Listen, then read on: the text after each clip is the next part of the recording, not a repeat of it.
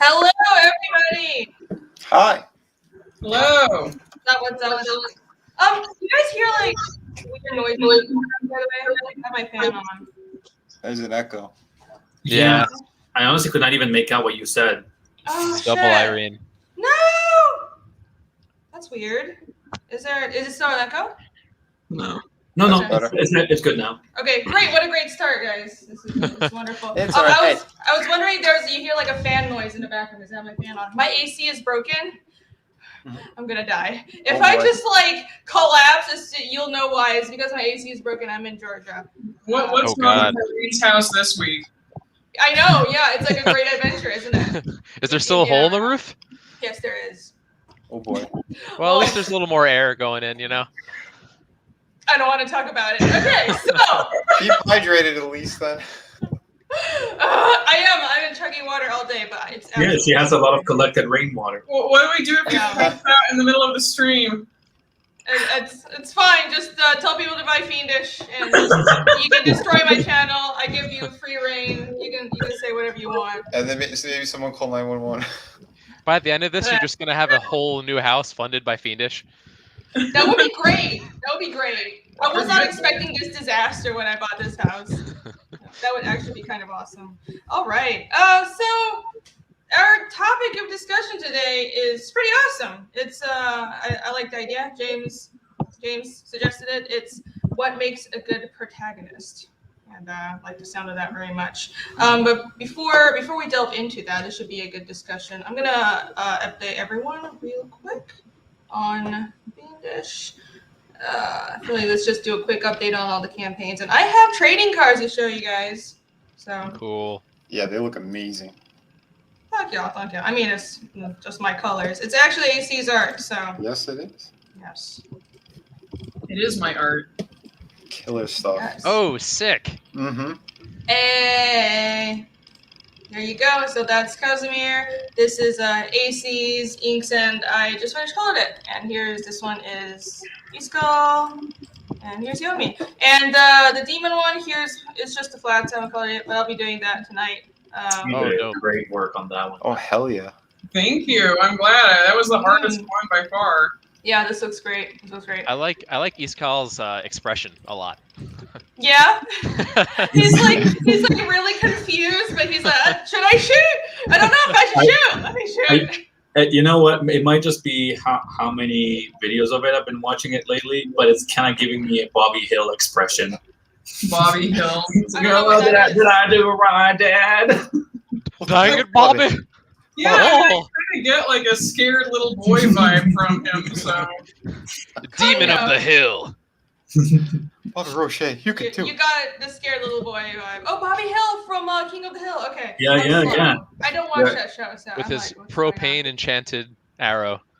Propane enchanted. Yeah, exactly. Yeah. Wait, oh god damn it! Now whenever I read Fiendish, I'm gonna imagine all of Eastkill's lines sounding like his voice. Oh, great! That'll be awesome. Oh, no. I think that's really good or really bad. Probably really bad. But yeah, these look really awesome. I hope you guys all like it as well. Here. And let's see where the campaign is They're at. stunning.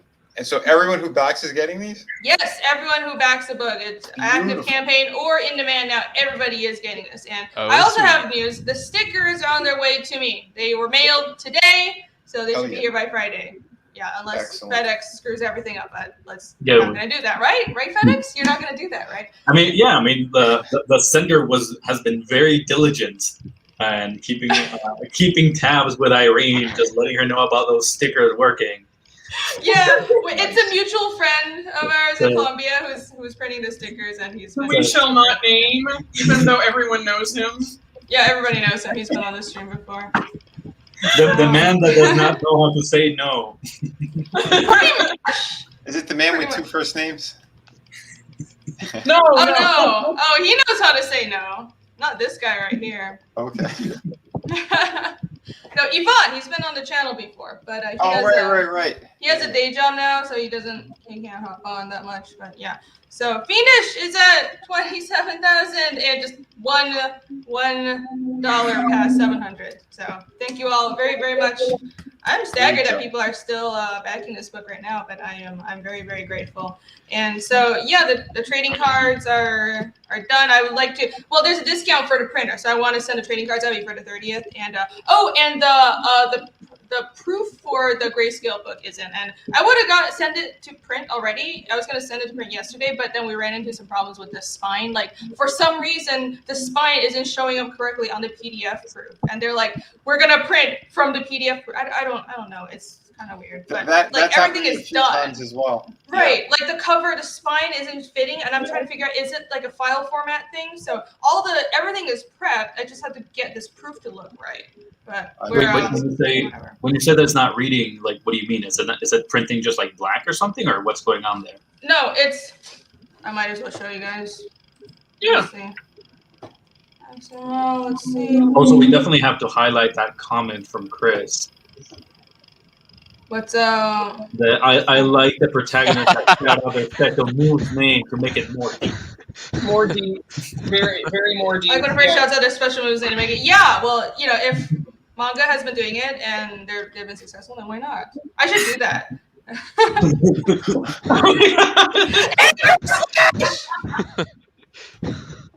Fiendish promotion strike. Piss strike! Ah! That's the secret. I'm doing it all wrong. I know. That's the secret. That's why we're losing to manga, guys. I did that back when I was in middle school. I would Wait, like you personally? Like, what do you mean? No, like my comics. Like every time I would make a comic, like my character would always just scream out the names of just new made up attacks every day. God, I thought you were saying like when I was fighting off my bullies. Dude, same. I thought you were like nut kick, strike. Oh god! I mean, you didn't do that. That's what I did when I was fighting off my bullies. Oh my god! Boom punch! Okay. The PDF is loading. That's projecting though. All right. Talk about Oh my god! telegraphing your- oh, sorry. That's true. Oh yeah, you're telegraphing your moves. That's probably a bad idea. The writer is here. Tentacle Pentacle. I really like that name, by the way. Have I mentioned that?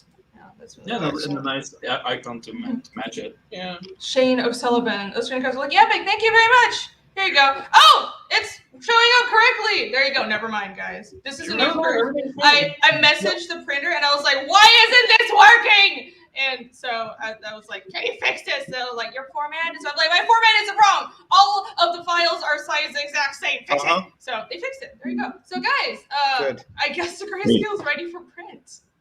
Fantastic. This is the cover. That's awesome. Oh, yeah.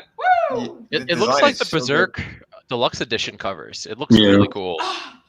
I'm so glad to hear that. Thank you. Yeah. That's awesome. And by the way, I don't have the UV files pulled up, but on the Fiendish text for both the front and back cover will be UV, and also like the little publisher logo, the Hellion Arts little tab at the top. So I'll have UV gloss, like matte lamination UV gloss for both the color and the black and white. So, well, the grayscale, I mean, will be full grayscale, but I'm still gonna have like a nice cover and UV gloss on the front cover.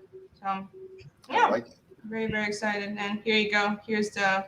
Well, it's not. Yeah, here you. This is what the first few pages look like in grayscale. I'll show you. Yeah, they converted really well.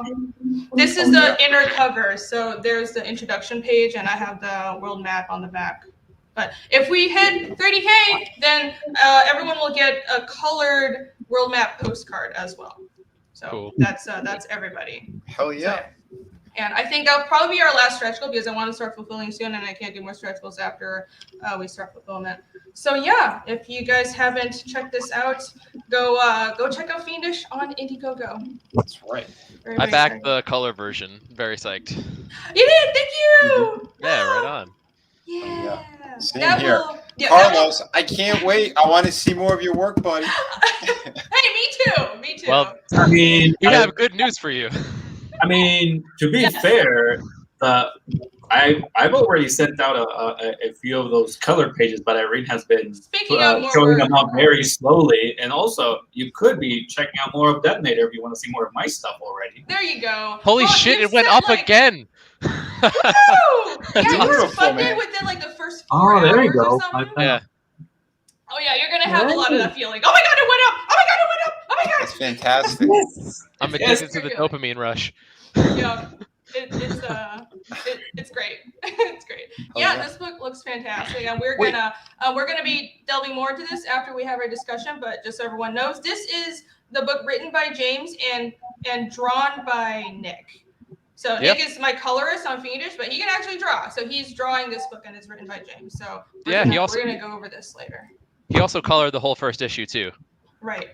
Got Yeah. some pages from it right here. Dude, I love it. When did you go live? Like a week and change. Last Oh, Tuesday. No, last Tuesday. Yeah. Yeah. Yeah, not that long. Well, he hit his funding within like In 3 like hours. 3 hours, hours. right? Oh, Yeah. I was at the Yeah. doctor's office, like just surrounded by sick people, and I was just like, yeah. Yeah. It's like, I can't celebrate too loud, but Shit. that's great. Feel better. Yeah. Woo! Dude. Yes! Well, then, yeah, you gotta come on my channel this week then. You should. I could do. I'm super swamped at work. I could do next week possibly though. Okay. Yeah, dude, just hit me up. Let me know. Yeah, right on. Let me get your Instagram or Facebook. I will connect you guys before. Yes. Yeah, or just Continue Right the on. show. We're gonna. You're like, let's network live on stream. I mean, it's cool. I don't mind, but yeah, it's this cool. You should go on Vinny's channel. He does like streams on Fridays and Sundays, so that'll probably help you boost sales a lot. Look at this. Oh, it just looks really awesome. But yeah, we'll be talking more about this. But while let's segue into what makes a good protagonist. Tell us about your protagonist on Detonator. So, what makes a good protagonist? Dead parents and destiny. No, not really. Disney. Stories about that, man. Well, I got that. Yeah. Dead everybody. So, Everyone's dead. I mean, I think it varies from story to story, but you always, I think the most important thing is you always want an active protagonist that is actively influencing their world. Like my protagonist Kaz, his best friend is suffering from depression and is isolating himself in his room despite his superpowers. And instead of sitting around waiting for things to get better, Kaz blows up his fucking house and tries to actively rehabilitate him as a supervillain.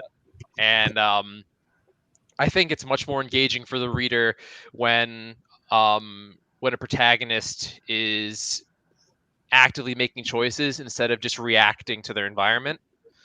Right on.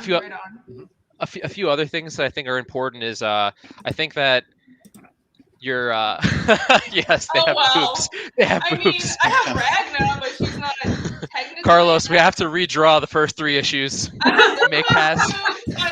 I mean, James, remember we're still prototyping the enhanced armor for issue 4. So there you go. That's true. All right, G cups. I mean, come on, Eric, put up some of those pledges over on Detonator. Let us know that is what the people demand of James's book, and I mean, we can make some changes. Stretch goals. There you go. We listen to the customers here. Every stretch goal, a bigger cup. Oh, hell yeah. Let's power girl the shit out of this. By the way, this is going to be very confusing because both of our main characters are named Kaz. What's his full name? His full name is Kazuhiro Ito. He's half Japanese. Okay, there you go. So that's a long name, but maybe we should be saying full names because there's both called Kaz. I feel like we can keep track of what book we're talking about. Okay, all right, fine. Hero is not a long name. Okay, yes. James, when did the like that demons name. pop up?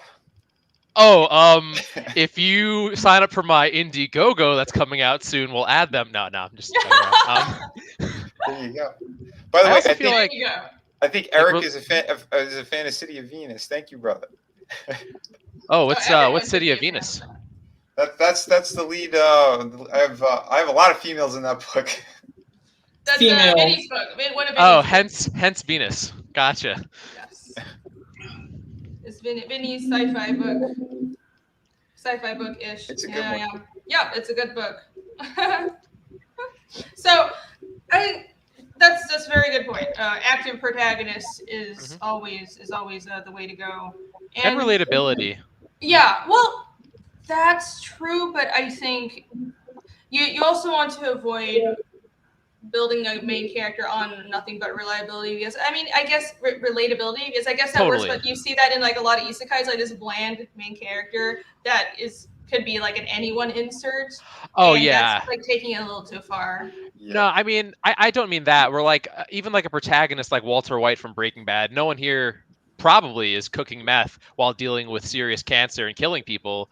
But I think we can all relate to feeling Yeah. like we like resent how little we've accomplished and like trying to live up to our full potential, you know? Right. And just like most people can't relate to putting on a bomb helmet and shooting an RPG in their friend's house, but we can all relate to, you know, caring about our friends and wanting to help them.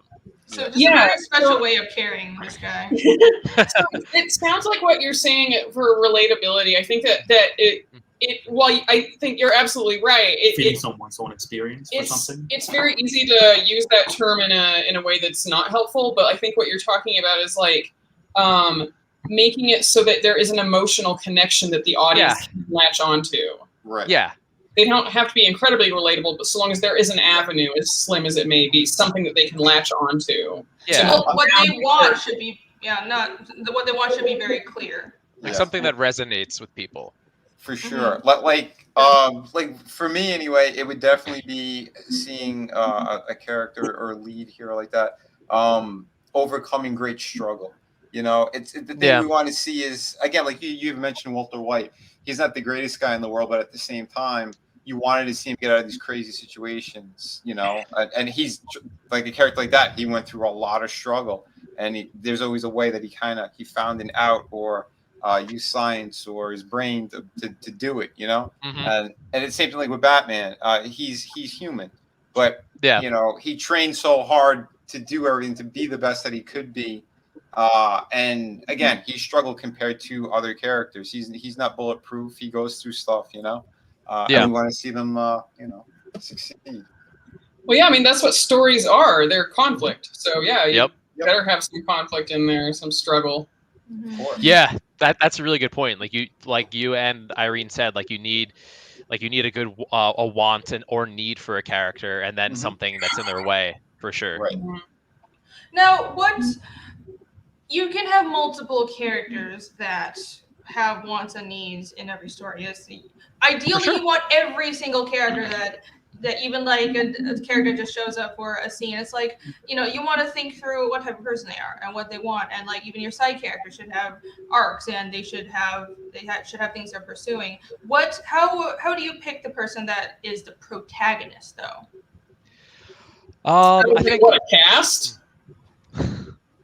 Out of your cast, like it's like why is your story from the point of view of Detonator and not this guy that he's blowing up the house of? Well, I think it comes down to two things. I think like one, what's the story I want to read would be the most interesting perspective, and in addition to the most interesting perspective, you also want a perspective that is, I'm kind of at a loss for words here, interesting and also accessible at the same time, because for Detonator, like you're being thrown into a pretty crazy world, and you want it to be cohesive and understandable. So I thought it'd be interesting, one, to get the perspective of, instead of the like a superhero, a best friend that's driven to do something very extreme. And I think the consequences of his actions, watching them unfold, are much more interesting than watching someone like Matt, who's struggling through depression consistently, just dealing with that. Can I jump in there? Sure. No, yeah, and I think it also shows that when asking how to choose a character from your cast, like James, you expressed immediately that one of your main priorities is making a proactive protagonist. Yeah. instead of a reactive. And I think that defines the two characters that we handle on that book as Beacon, which is the superhero, the one in blue that we see her rising from the house, who's the one that is being, quotation marks, helped by his friend Kaz, is reactive as opposed to proactive. And I think that was also a good choice. At the beginning, when James first talked to me about the project, the fact that it was a superhero book, I immediately thought, okay, so the protagonist, and for the longest time, honestly, when we were going to start, I thought, oh yeah, protagonist, superhero, James wants to tell a superhero story. It's going to be about this guy Beacon, not about Detonator. But then it clearly was more about and so it was like Detonator is the one that has to come up with a plan, have to try and understand Beacon, which I think also is helpful because that's something that even today, like if you talk to a lot of people, it's mental illness is still considered a myth or just a completely unrelatable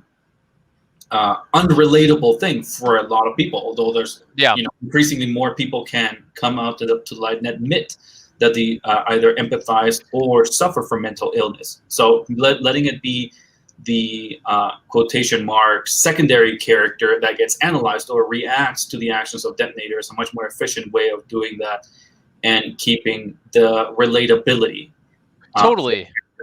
And at the end of the day, like if it was a superhero story, I would have it from the superhero's perspective. But even though it has superpowers in it, it's primarily a story about PTSD, depression, and communication. And it's just a friend struggling to help his friend who's isolating himself. And I think that a lot more people are unfamiliar with PTSD and depression than are familiar. So I think that it also helps to come from an outsider's perspective who's also trying to understand it. Yeah, I feel like I can count with my hand the people that actually, when the topic of conversation comes up, actually lead with an empathizing foot in there. Just man up. Nah, I'm just kidding. No, That's a little fucked up. I'm just kidding. Are people really that mean? Oh, I mean, I'm sure. pretty mean, but like not about that stuff. No, yeah. You've been on Twitter, right? No, it's not even you're right. like I read because like at least in the U.S. a lot of people are actually able to actually talk about that. But like for example, here in Colombia, it's a very sexist society. So especially men have a really hard time speaking up about this because every time it's just man up. You cannot say anything sensitive, or you will immediately be ostracized by family and friends that want to uphold that idea of what you're supposed to be. It's kind of like I remember when we were watching anime with AC. I remember like that we kind of squint our eyes every time a female character is like, "Well, are you a man or are you not a man?" It's almost like a catchphrase.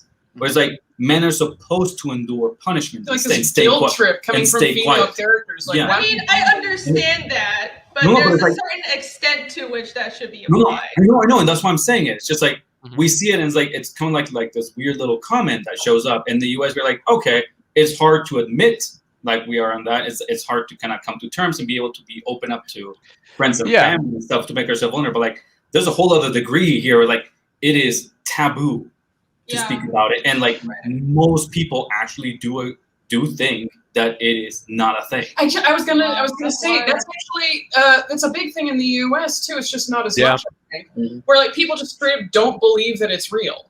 Dude, and if they do, there are plenty of people that will just dismiss you as being weak. And like even at my job, I work in EMS, and there have been times where like I've dealt with a really tough job, or my coworker has dealt with a really tough job where like a child has died, or they've witnessed, or they've been the victim of violence. And there are times when some of our bosses are great and understanding, but others will just say, yeah, and get the fuck back on your ambulance. It's really unfortunate, but it's an ongoing battle to make people more aware of how serious it is for people. It sounds like this conversation could easily go into antagonist. What makes a great antagonist? If we want to talk about, we should. I mean, we can talk about that. You guys can. But do you have an antagonist in Detonator? And Samaguchi, that's a good point. Yeah. And you feel like you're okay, but you're not. Yep. I forget, James. Have we actually like tapped into that on issue 3? I believe so, right? In issue 2, we kind of see a little bit of one of our antagonists, and then again in issue 3. I would say, yeah. We have 2 main antagonists. I don't really want to talk about the. This might be a good way of putting it, James. I feel Yeah. like we have Kaz's actions Yeah. have a lot of repercussions later along the story that grow in unexpected ways, and that they might have to deal with. That's definitely, I'd say that more so than the physical enemies that Kaz and Beacon confront. That the the biggest obstacle is Kaz himself, and I'd say that this is going to sound a little pretentious, but that the main antagonist of the story is Detonator and Beacon's inability to communicate, and it has catastrophic consequences. It's completely normal to say stuck-up things. I'll talk about creator-owned books, dude. It's all right. Yeah. Also, antagonists should all be the Joker for every story. Obviously, just put that on Every story. Yeah. Yep. Oh my god. There's one great model for antagonists. Yep, invincible clown. Ah, yes. Someone who just in the Middle East, if you have mental illness, people will make fun of you. Like, Mahmoud, I didn't know you have a mind for it to have illness. Wow. Yeah. Yeah. Yeah. I actually had a friend that actually got kicked out of his job the moment that he actually made it public. Ooh, that he was actually going to a psychiatrist here. That really sucks. I guess. Yeah, that's fucked up. I don't know. I don't really know how it is in Taiwan. I think people tend to just be very quiet, and they people know it exists, but it's just something you don't talk about publicly, you know. So, yeah, it's weird. It's weird. I mean, I get like a lot of cultures. It's about like I think there's value in stoicness, and there's value in trying to face problems, and I like stoicism, but mental illness is a real thing, and that's not something that is just a matter. Oh, you're not tough enough. Like it's people suffer, and it's. Right. I like that you guys are doing a comic about tackling this from from an understandable way and trying to help people understand the perspective of from the perspective of someone that doesn't understand it. And I assume I haven't read it, but I'm thinking, is it solely because it's Detonator is a supervillain, but his best friend is a hero, and he's trying to help his friend by kind of being a dick, and through that process they slowly what's the blue guy's Baron? Was that it? Beacon. Okay, sorry. Yeah, no problem. So is he slowly starts to understand Beacon throughout the story? Is that how you work this out? I'd say that Kaz only attempts to adopts the supervillain persona Detonator after trying to speak to him, trying to get him to talk with his family and pursue therapy. After all that fails, and he quickly realizes how dumb this plan was. Yeah. All right. Eric McIntyre, people do not care about men's feelings or mental health in general. It is oftentimes used against us to humiliate or demean us. Yeah, especially for dudes. It's like dudes should have feelings or some shit. He's right. I used to help a lot of people in that kind of area, and you are right. Because there's a lack of compassion. There seriously is. Yeah. That's why I try to approach everything with logic and reason. Everyone has a story, Yep. Some people, you could be tough about certain things, but there's other stuff, like you said, mental health. You don't know what someone went through. You don't know if they have, they went to war, or they've seen horrible things in their lives, or if they were abused. There's a laundry list of things. So that's why you try to approach people in a human way. It's something that can happen to you too. Yep. So it's not like, oh, you're just because right now you don't have depression, or you haven't had any trauma, then you're immune to it. It can happen to anybody. Yeah, and Irene, I just wanted to jump back for a sec. And while I do think it's very important to acknowledge and treat mental illness, seriously. I do think what you said earlier about stoicism is important too, and I think it's important to try to cultivate resilience in people too.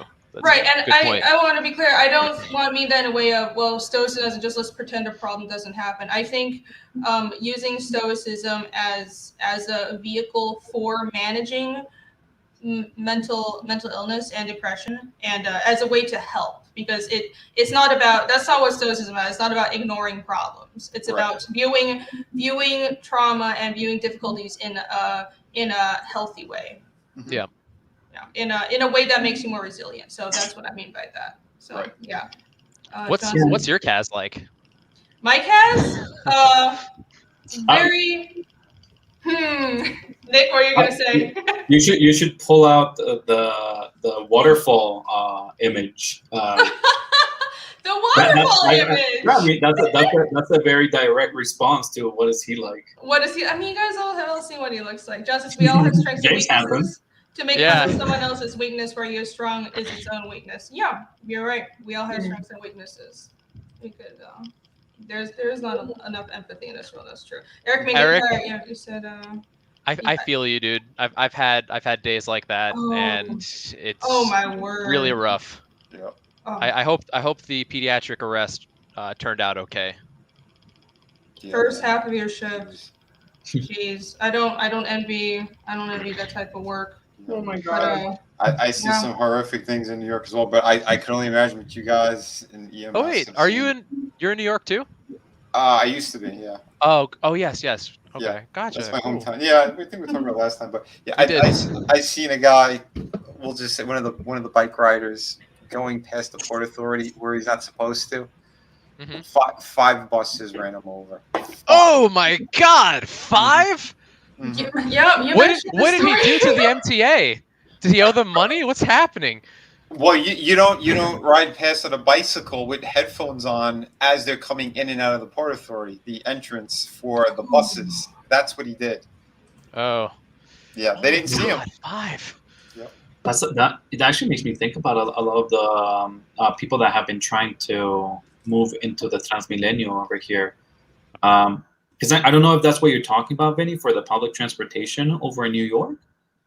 Well, the Port Authority, it's the big kind of central place where all the buses where they leave. Okay. Yeah. Similarly, like here in Colombia, one of the big issues that they've had is that it was a very new thing that they started getting Transmilenio, which is kind of like the public transport that an interconnected bus system, but the infrastructure was not set up as well, and we have a lot of displaced people that have been moved through the war with FARC here, and so a lot of people would just like take the risk of just running into the bus station from the actual street, as opposed to just getting onto the actual ramp and stuff, so that they could skip on paying. And there's just so many people that have just gotten killed because they just get in there and there's just, again, like you just said, like 5 buses just moving at the same time through there. Yeah, because they can't see when the dispatchers these 4 guys could go, and then after that, they'll have the next one going. Well, it's one after another. So the second guy didn't see what the hell happened. The third guy ain't going to see it. The fourth guy ain't going to see it. You know what I mean? And I mean, they hosed them down and they put parts in baggies. It was... I was eating breakfast, and the dispatcher was like, "Hey guys, did you see this?" I'm like, "What?" I looked over the side. I'm like, "Holy shit! I did not need to see this." There's another one. What? Yeah.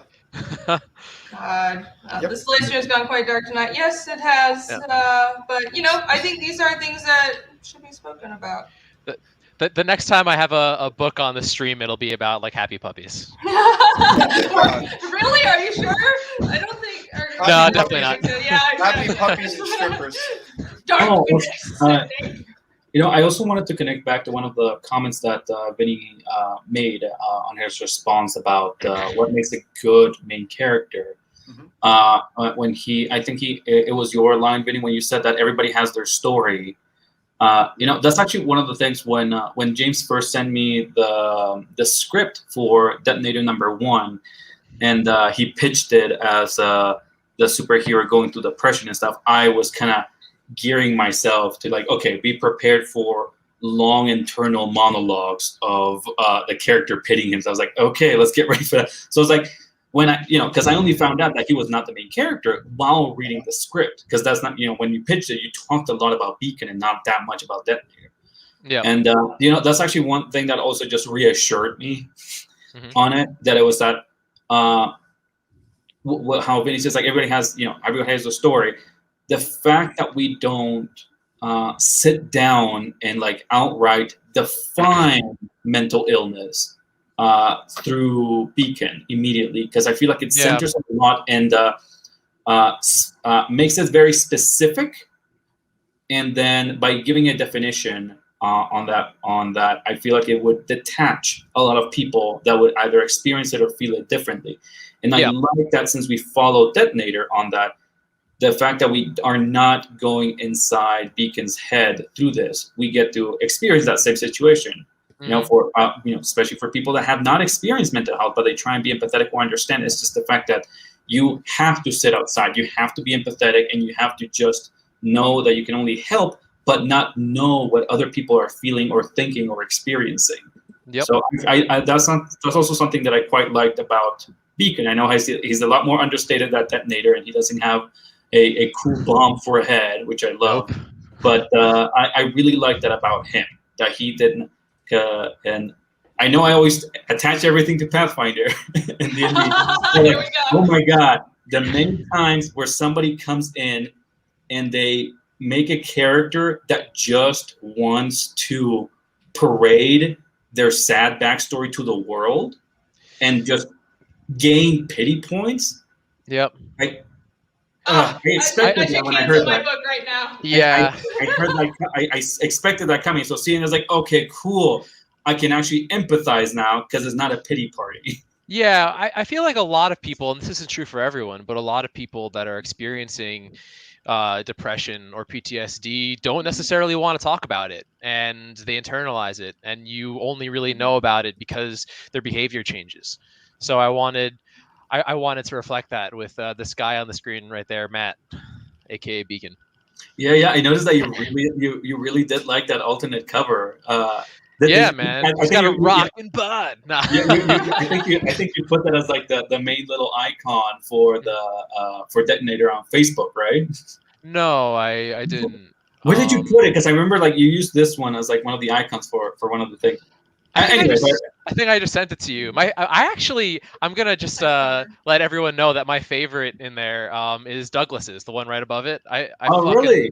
I love it, dude. Oh, that is great. It's kind of like It's like a stylized. noir It's pulpy. really nice. Yeah. Douglas threw that one, huh? Yeah, he did. Yeah. Oh my God, Douglas is a great artist. He's amazing. He's like a chameleon too. Like he has so many different styles. It's because bananas. because he's studied and learned illustration, and that's just the name of the job there. You have to adapt or you don't get hired, because you don't get hired for your style as an illustrator at the time. Good. Douglas de la Hoz. Well, there's his name right there. Douglas de la Hoz. Oh, it's okay. Hoz, my American ass. Yeah, because that's not an hoz is a sickle. Oh, well, the more you know. He's got his own webcomic. Check him out. Cool. Yeah. Yeah. It's so cool seeing that come to life. My favorite character in that is the old lady. I haven't read it yet. I've been meaning to. It's gorgeous. It is. I will look this up afterwards. If you guys want to drop a link to his webcomic, that would be cool. I'll post it in the chat. Oh yeah. James, help. I've only seen it on his Instagram. Ah! You're on the spot. Quick, find this. I'll rummage through it. This cover was done by a guy who did he did trading cards in The Last of Us 2. There's like as you play the game, you collect trading cards. They're like a little like trophy you can get. Oh yeah, I remember. I saw that on a playthrough. Yeah, and his name is Paul Reinwan, super cool dude. I had him I commissioned him for work on my D&D characters because I'm a giant nerd, and this is where it's led. Join the club. We have another guest, Liam. What's up? You spoke of nerds and I appeared. Yes.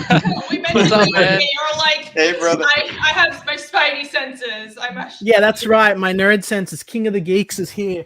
You Oh, know, yeah. I didn't bring my crown. It's just behind me on the pile of Okay. money in the That's back. It's fine. literally in a pile of money back there. I'm not even joking. So I just gotta came love in to say leprechauns. hi, guys. I'm off to my ultrasound, my last ultrasound for the baby. That's why I haven't been here. So I hope you're all doing really great. Sorry, I did my stream earlier today. I didn't mean to stream over you. I just wanted to come in and say, Oh, it's cool. Thanks for Yeah. coming by. I wanted to be here. I'm sorry. It's just like, No, it's just because of you the have a ultrasound. baby coming. So, That's kind of important. yeah, It's no, slightly cool. more important than comics. A Yeah, little bit. just. The only thing that should come before comics is family. Amen. All right. I just wanted to say, I had a lovely time last night with the stream, Rini. It's good to meet all you guys. Yeah, I'm we sorry had to a come great and go. No, it's no problem. Sorry. No problem. Awesome. You know, I know I'm a whirlwind and I'm a fire, but guys, check out Wonder Island and Indiegogo if you haven't. I'll be here next time that she's doing a stream if I'm welcome. And Of course. we'll You're catch. Awesome. I'll catch you guys later. Much love to everyone, guys. Seriously. Right on. Okay. Congrats on your baby. Thanks. On the future nerd. Okay, this is our last hope. This is our last hope, guys. I'm gonna find out if it's a boy or a girl today. 90% chance it's a girl. So, like, come on, I need that 10%, guys. Root for that 10%. I want a son. Fingers crossed. Oh my. Yeah, And he's gone. Two daughters already. Oh, gotcha. Okay. Yeah. Cool. Very exciting. Oh wow. Yeah, we had I was on Liam's stream at 4 a.m. today. That's his channel. So I can't believe you're still awake, man. That's wild. I'm weird. Yeah, I don't know. Yeah. When do you sleep? Because that's what we did on Sunday too. We kept. I took a nap. I take a lot of naps because okay. It's always either someone on the other side of the world streaming, or I like to work in the middle of the night as well because it's just more quiet. And then I also have a day job, so I just take naps, and it's probably really unhealthy. But I don't know. I don't feel tired. I'm pretty old. I love for comics. Einstein was doing that. Einstein was sleeping a couple of hours here or there, and then he'd get up. And Da Vinci was crazy about that. You're right. I'm glad you guys are comparing this trend to these awesome people. Hey, Irene, I forget. Like that. Irene, I forget what were the hours, because I remember that I was very surprised when we first pitched you to come play with us on Pathfinder, since you were back home and all. We had to kind of schedule with you, and I was very surprised that you actually were able to keep those hours to join us. What was the time over there?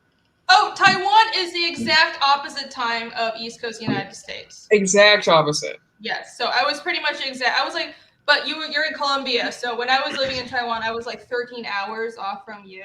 So it was like 3-ish in the morning. Yeah, there we go. Well, everybody, it was time to start the game.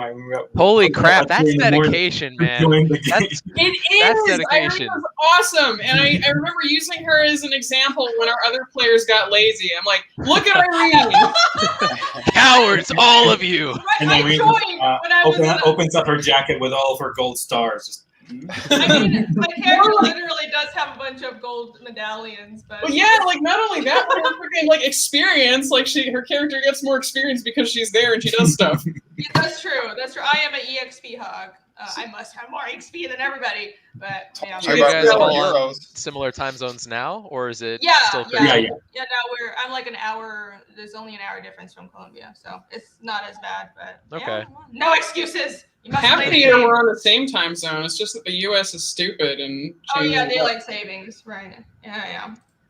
Yep. Mine's like my online campaign is kind of insane right now. We have one person in Canada, one in Scotland, one in Ireland, then one in Asia. It's just scheduling is wild. That's crazy. I think I'm the only one who's not in Colombia, but we play online. We've been doing Roll20 recently, which is kind of I don't know how you make it work, James. We can barely hold people together, even though most of us are in the same country. Yeah. Maybe we do better to branch out to people who are like consistent. They don't have to be in the same country. Our DM is a sweetheart, and she has forsaken her normal sleep schedule to play with us. Dear. Oh man. Yeah. She's here. What are you reading Toretto? I don't know what that is. What's that reference? Okay, nobody knows that. Sorry. Wise Guys is here. Wise Guys is awesome. Yeah. Oh yeah, he's great. So I still want to know about this waterfall thing that Carlos mentioned. Right? Right? Irene just immediately tried to sweep it under the rug and change the subject. What Waterfall? What waterfall? What are you talking about? Oh, okay. Some cheesecake. Beefcake. I don't know the terms. Whatever. So And you kept saying about. This is how I'm selling my book, guys. No joke. Most of like 90%. I think I looked at my stats, and like 90% of the people reading this book are men. But like the 10% of women, every woman that's bought this book has been like, your main character's hot. And that's why I don't like the monsters, but the main character's hot. It was like, Right. It's a good market to tap into. Yeah. Yeah, I remember when Irene would just always just like roll her eyes at the mention of her Beefcake characters and Handsome Barbarians. Like, yeah, Nick, like I'm doing that. Why did I make my character so hot? Oh. I wonder, Irene, do you ever wonder about your demographics? I feel like this area of the internet is very male, but at the same time, like, yeah, you got these really cute, pretty guys in there and all that stuff. Like, it makes me wonder what your demographics are for your audience. Yeah, I honestly think it's the demographics of my readership right now is because I've been the places I've been promoting the book. I think if like a general public, I think more women would read this book because, like, I don't know, women like monster fights as well, and I do have like a kind of softer manga style, and I don't know, it's like Women do like monsters. It's true though. Like just look at the Demon Slayer audience. Like Demon Slayer has so many female fans, and the mangaka is female herself. Oh yeah, and it's like, you know, women like reading bloody shit. I don't know if that's the best example though, James. Demon Slayer has like 5% ugly monsters, and everybody else is quirky or handsome. Michael Jackson main enemy. The Michael Jackson main enemy has an ugly form that they chop up, though. You know. Yeah. What is he on? How does he look 90% of the time? All I'm saying is that there's some gore in there too, man.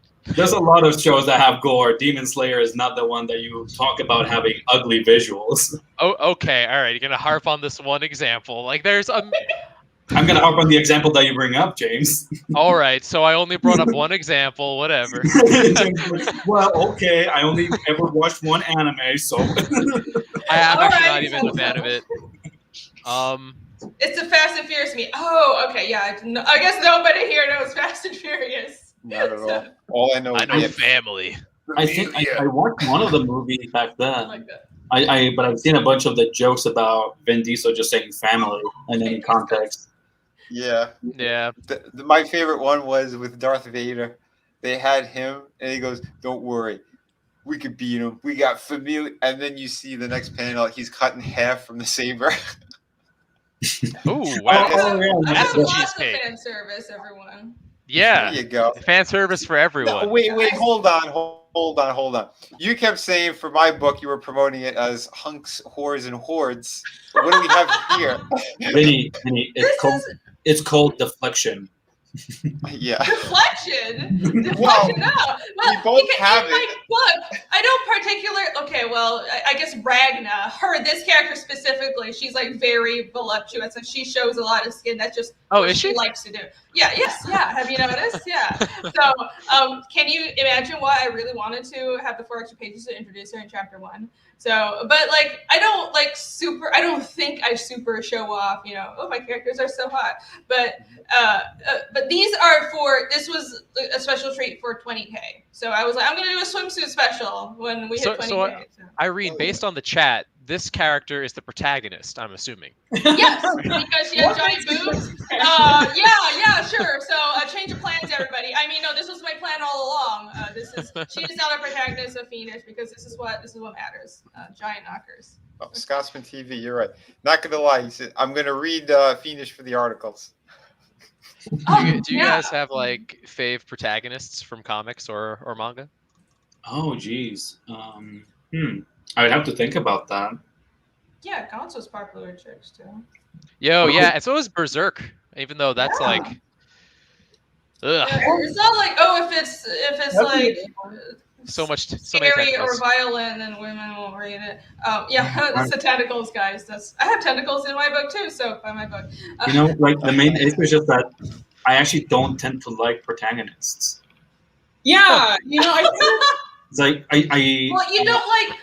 I think you don't like hero characters because judging from no, our I Pathfinder like, campaign, you don't I like oh, I this is like fun. heroes. Like how to put this? But you know what? Oftentimes when the heroes that I've liked are the ones that they actually end up antagonizing in the end, because I feel like most narratives are very set in trying to put their protagonists in a good light. And I'm sorry if I'm hijacking a little bit on this topic, but this is actually something that I wanted to bring up since the topic of conversation was suggested. No, we should which circle is- back to protagonists anyways instead of Beefcake. Yeah, but it's like No, it's you know what? This was a big thing that we actually got in college, and like everybody like agreed with this, and everybody fought me on this when we were there. But one of the definitions that most of our professors would really push was that your protagonist has to be likable.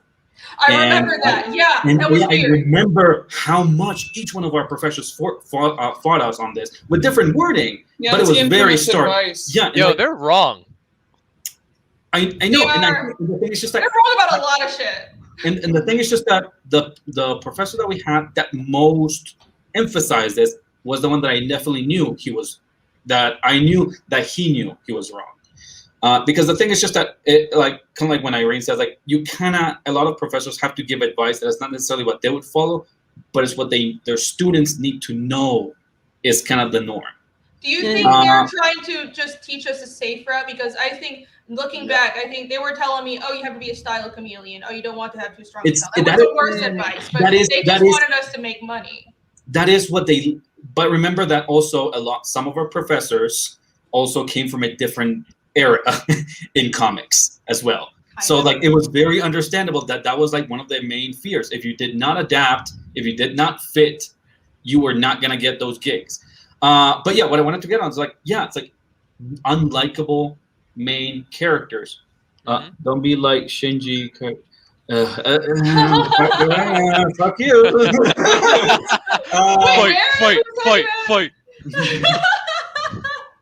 Speaking of mental illness and being empathetic, Right. Speaking of not having empathy. Speaking of relatable, we've ripped on Shinji before.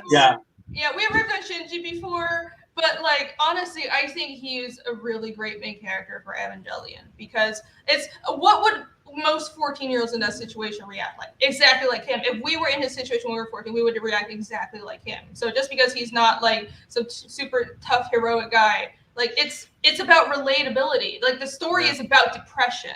So he was the perfect main character for that. Even if it makes you, I think people have a problem with it because it makes them feel uncomfortable. They have to face the certain thing because it's such a good, compelling story. They're forced to face that those feelings exist and they're not comfortable with it. Well, yeah, he's a good protagonist. As a protagonist, you're supposed to actually, put yourself in that skin suit. You're supposed to empathize and see what's inside of him that is inside you. And when it's not something positive, a lot of people actually do reject it. So same thing as what they were saying with that, like unlikable main characters. Like, and I very, very starkly disagree because I tend to actually dislike main characters because they do follow that. They avoid having a spotlight on their negative aspects, and then they're just not a character most of the time.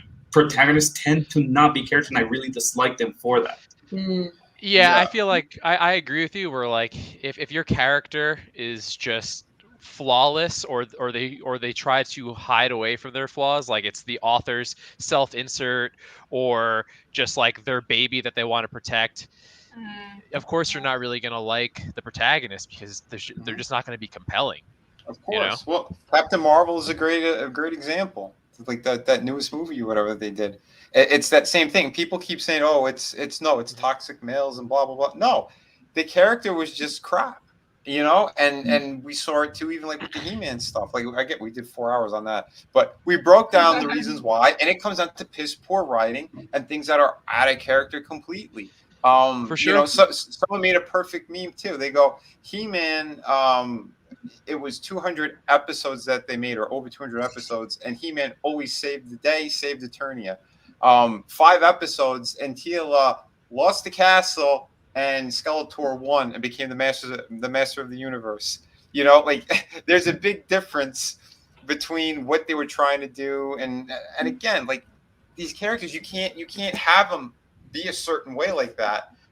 If you know what you're doing all the time, if you think you're the best or whatever, you don't want that. It becomes bad. It becomes like that arrogance factor. And like you said, if someone is that perfect, it's going to ruin the story. You're not gonna give a shit about the main character. You know, it can. But remember that a lot of that, and I think of why a lot of these properties also survive on this kind of characterization. You know, most of them, honestly, is that this is the same excuse that people give when you point out those flaws. Because I know that you're pointing out what's Captain Marvel. Yeah, is that what she's called? Yeah, with Captain Marvel, you know, like, yeah, there are a lot of issues with that story, but honestly, a lot of the happenstance through it could have been taken advantage of. The issue is that when situations happen that could be, mined for development, for having a variety of opinions or something, it is framed in a positive light no matter what happens, and that's actually even more stubborn, because a writer that knows that they are writing a power fantasy, it's like, hey, like original He-Man, it's like there's not much to mine out of that. It's just a guy that's powerful and has a silly cat that sometimes is scared. He'll beat up some guy. Tomorrow he'll beat up another guy. Sure, but at the time, it's like that they knew that that's what they were writing. That is kind of what the show sells itself on. You're not going in there looking for great stories. You just want to see big half-naked muscular man punching other half-naked muscular men. It was like, that's cool. But yeah, like these ones, like it like on the Captain Marvel. I keep forgetting her name. On that Carol one, I think we actually Carol. Thank you. That'll make it a lot easier. Yeah, Carol Danvers. Carol, yeah. I remember we actually got on a conversation about this on YouTube, where someone was kind of trying to like pick on how I don't know, toxic masculinity, or some people were attacking the movie for unfair reasons, and their example was that Captain America stole a car or bike or used it throughout some of his movies. Yeah. And Carol Danvers does the same, and then people attack her. But like the problem was not whether or not they stole something, because if anything, that would be interesting to explore. It was the fact that the movie and Carol herself veered it and made the person getting mugged being the antagonist instead of being a victim to a situation. And they, I forget what the word is, but they kind of like, they justified her action. Yeah, they justified it. They just kind of put it up in a pedestal where everything I do is justified, instead of like, this is unfortunate that I have to do this, but I need to, sorry, man, knock you out or something. Yeah, I think that's what the problem that people had with it. It wasn't the concept, it wasn't the general idea. It was the way, like, kind of it was the attitude of the main character. Yes, if people don't like a main character that feels like they're awesome, they can do no wrong, and also cool. And first of all, that could be cool, but you want to approach it with, well, what is their challenge? Because that's another point about main characters and protagonists, even antagonists. What people read stories for is we read stories to learn how to better handle real life problems, and stories are about overcoming problems. They're about character journeys. So when you have a character that doesn't learn doesn't have challenges, or is kind of put on a pedestal and never has to face adversity or face the fact that, oh, I did something wrong, or doesn't have to, am I phrasing this in the right way? Is not just because you can have a character that's too perfect. Like One Punch Man is super perfect, but he has different kinds of challenges, right? It's not like he doesn't have struggles. Your character has to have struggles. And when you have a character that is just there to be awesome, doesn't have struggles, and doesn't have any admirable qualities, well, people aren't interested in the story, because we read stories to better figure out how to work through our own real life challenges. Well, that's totally true. I was gonna say, here's the thing though too.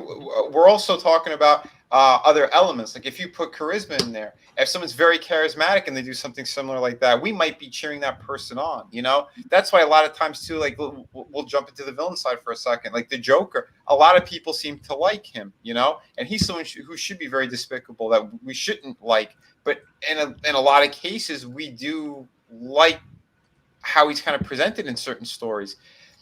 You know, you could go back and look at, again, someone who could kind of pretty much do no wrong is the most powerful. You could look at someone like Superman.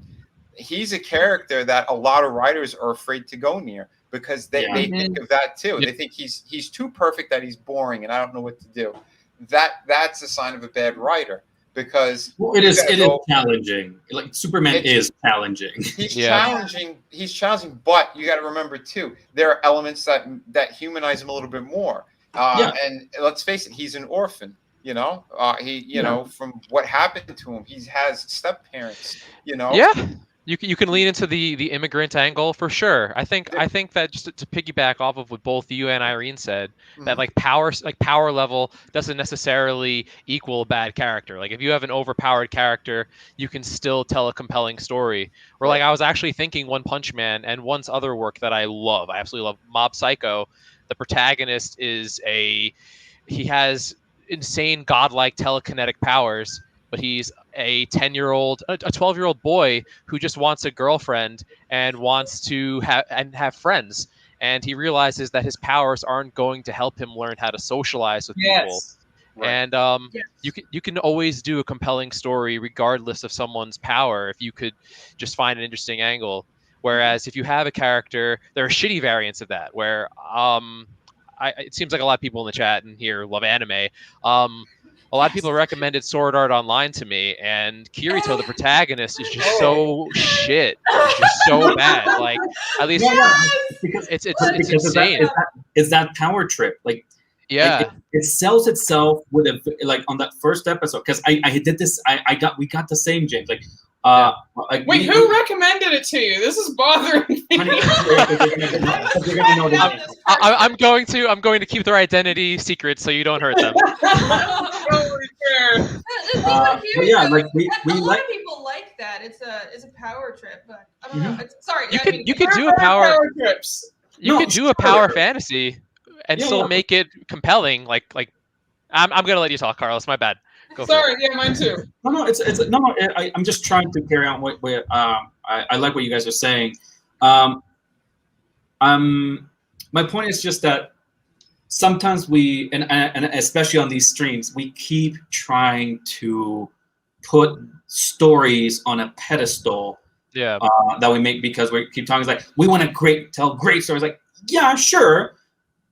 We don't all have the best stories. We don't all have the strongest or more compelling. It's like sometimes it's just a story that you want to tell.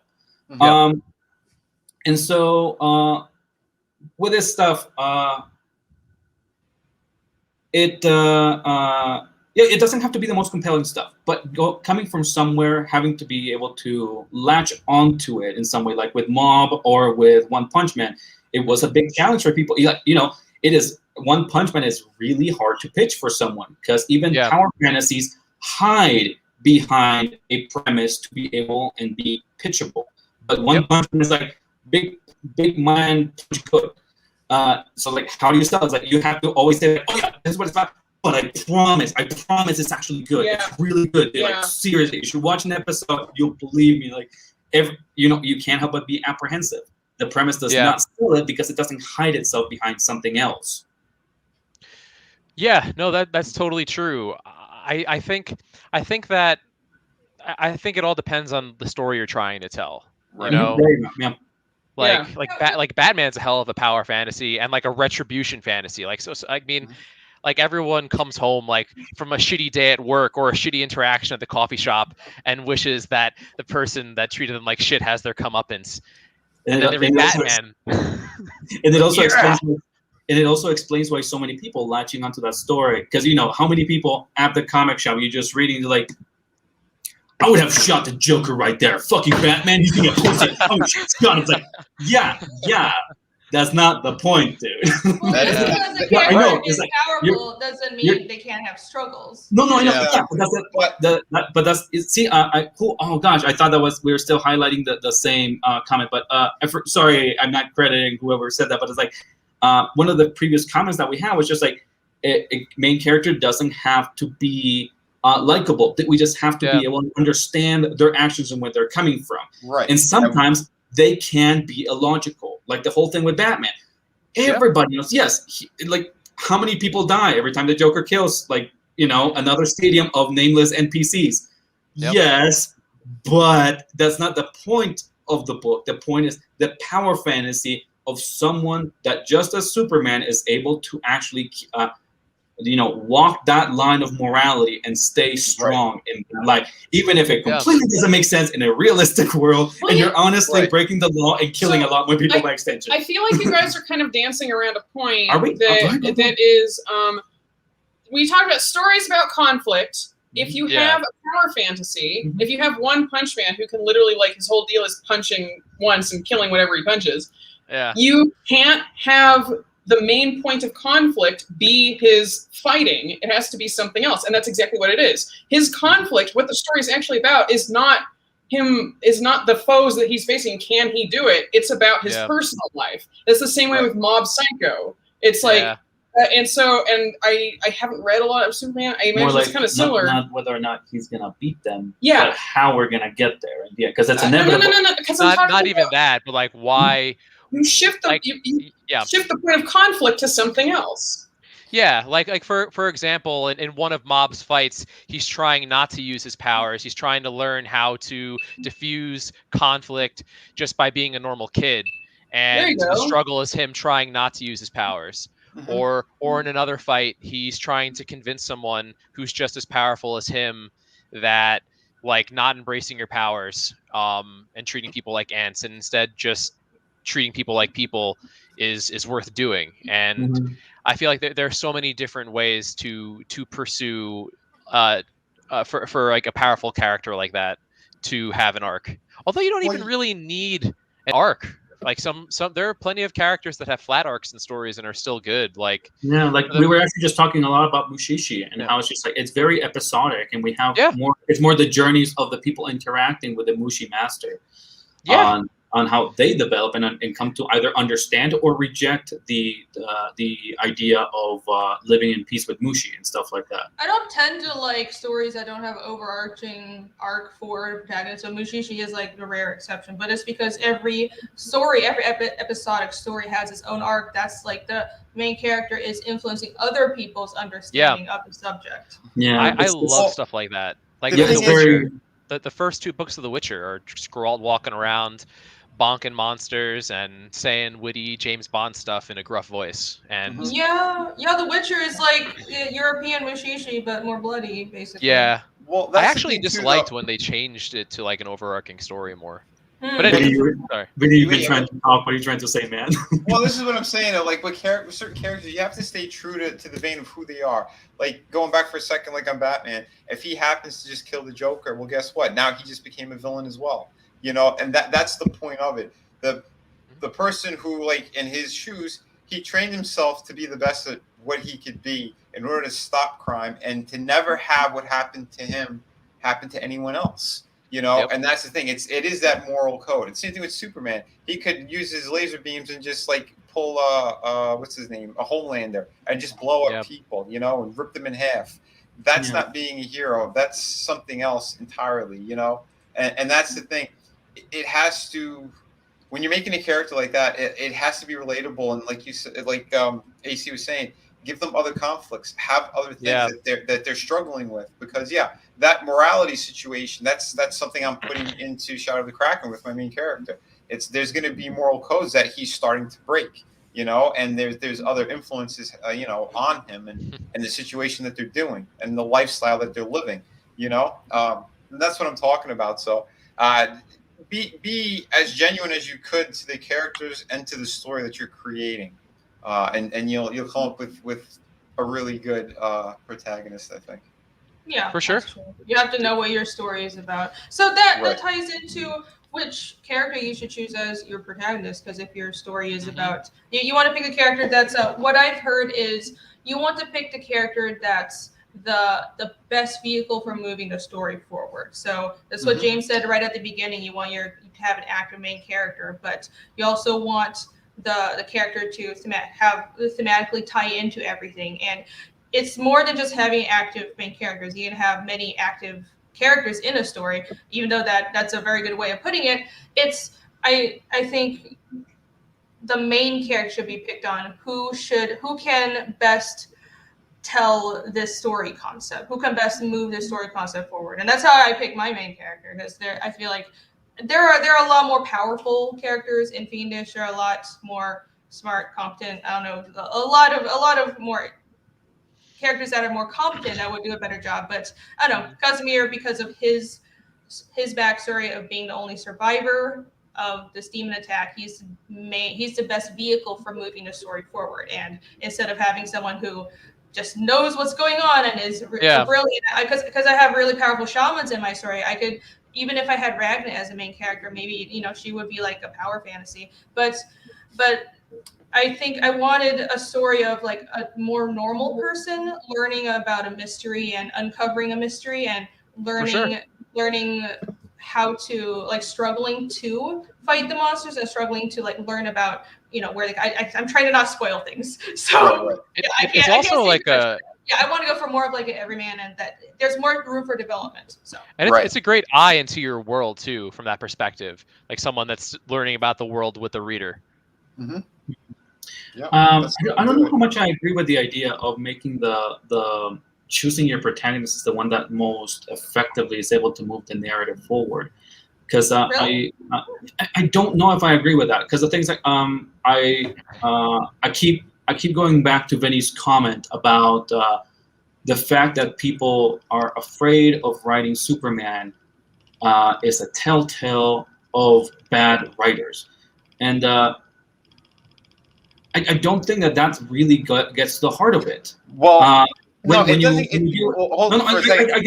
get that it's a blanket statement, Vinny. But like what I want to say that's like it is a very common blanket statement, and sometimes some people might actually say it to heart what it actually means.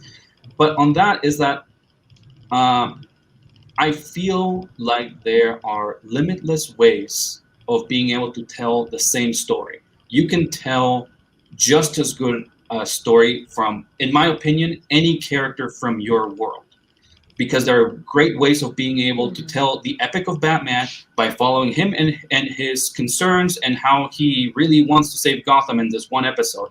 Or you could do it through the Joker, and he's like, oh, well, how does a crooked mind deal with this? And being constantly trounced by Batman. Or you can do like that one episode on Batman the Animated Series where we actually did a whole episode of how the arc between Batman and the Joker and their tango works, but we are a regular bystander, just kind of dealing with that. It's like, oh shit, I gotta get home. My wife is gonna kill me. Who's gonna believe me that I just got sprayed with acid by the Joker? Hold on. So, like, oh. Well, hold on. I want to let you finish. Sorry. let me stop you. No, I don't know. I'm trying to not interrupt you as much. What I mean is, I get what you're saying. That any character in, I'm a great host. No, this will be quick. But it's like I feel like I want to say this real quick because any character in your story should have a compelling. You should be able to tell a compelling story from their point of view. But if you tell the same situation from Joker's point of view and then from Batman's point of view or from a bystander's point of view, it would be a different story. It would be your goals would be different. You get what I mean? So you want to pick the character that fits those goals is what I mean. That's fair. But I guess I wanted to connect on to Vinny's comment on the Superman thing and just like it can be done from any perspective, but also it's the fact that you can say is like, it's not wanting to do this story with Superman. It doesn't mean that the writer can't do it. Because we oftentimes talk about we know that a writer can come up. I can come up with a good idea for a Superman story, doesn't mean that I want to fucking write it. Well, that's the thing I was about to say. Yeah, if they don't have a connection to the character and they have no desire for it, because let's face it, there's people who like peanut butter and chocolate. There's people who don't. You know, it's gonna come down to taste as well. And like if they don't feel it in them, they could do a type of story that's going to be very compelling and all that stuff because they have no real connection to the character or they don't care about the character. They just plain hate the character. You know, it's people. It is subjective still on a lot of different levels. But if we're just going to tell us a proper story and you want the story to move in a different way, depends what it is. Is it the overarching story or is it just like you were saying? Is it like an episode? Is it just like one issue that we're taking the view of someone else? Then yes, you could move a story forward in that regard. But if we're talking about the main characters and what's gonna have them have that growth and that change, it better be, you know, your main character that's gonna move the story forward, you know, ultimately. You know what I mean? And it doesn't even need to be. It doesn't even need to be from Carlos's example of just having a regular guy caught in the crossfire of the Joker and Batman's latest fight. You could still have an active civilian, you know, who's still making choices that influence his story. And another thing from that I actually liked was you bringing up his the consequences of going home to his wife with I love that. That was so good. It's like I'm tired of the life of the heroes and the villains. Like they deal in the grand scape. Like what about the little guy? What about the guy that has to deal with all this? Yeah, well, that's why, like, he's a master writer. That guy, he knows the characters inside and out, and that's why you get a story that good and that compelling, you know. But what happened though? Batman was saving him in every one of those encounters, and he had no idea until the end. And I think that ties into another point for what makes a good protagonist. I think that there need to be stakes for their actions. I think that like they need to want something and pursuing it has to have consequences, and failing to achieve it has to have consequences. Now that doesn't mean the fate of the world, but there needs to be something that they dread or that there has to be a change of the status quo one way or the other. Yeah, whether that's just getting fired or dying. Yeah, but so like with this thing about like who to choose for your story, the thing is just that yes, what I wanted to get was that what Irene and Vinny were saying. It's just yes, the story would change, but that doesn't mean that either one of those stories will be better. Because honestly, the thing is when figuring out that, at least again, I'm no writer, but the way that I think about it is that there is a story to tell. I know that there's a beginning, middle, end. I know the objective of like the world or the situation, but honestly, I would not choose the character from who moves that story the best. I would choose the protagonist on like who I care and want to explore myself. Because when you are the writer and you have the control over the narrative, the world, consequences, and the logic of it, you can make it have the stakes. You can make the story be the most compelling from the perspective that you want. But you will only make it be compelling if you care about that. And I can sometimes see that the bald guy in the corner in the fish market might be the most interesting one, and I want to follow his story. So it's. Oh, okay. I feel like this is kind of an exception to the rule, I suppose. It's kind of relevant to what we're talking about. Chris's statement right here that was been on the screen for a long time. Oh, Hellsing. Okay. Yeah. So of course, someone always has to bring Hellsing on character. I actually, I'm not terribly familiar with Hellsing, but I think I know what you're talking about. I'm more used to the example of Sherlock Holmes and Watson. Chris says Hellsing animated vampire police woman is the main character. Alucard is the guy who wipes out the villains each episode. Yeah, but you know, you can tell the story from Alucard's point of view, and you can tell the story from the policewoman's point of view, but they would be different stories. They are point of view. They can be different stories. You can have a pretty similar story. If you have, this is just kind of one option that you can do. You can have a central character who's not the protagonist, but is the one who moves the story forward, like Alucard, like Sherlock Holmes, and then have a perspective character be the protagonist, where the story is not all that different, but it helps create like it helps the reader have more perspective. Maybe they are more relatable in a general sense or something. Maybe be more like Detonator, somebody who's a better like perspective character. I don't know if that's a great example. It gets the point across. And it all just comes down to the story you're trying to tell, you know? Right. And like every writer, every creator will have their own preference at the end of the day. It's not like we're saying. It's not about saying an absolute. It's just that.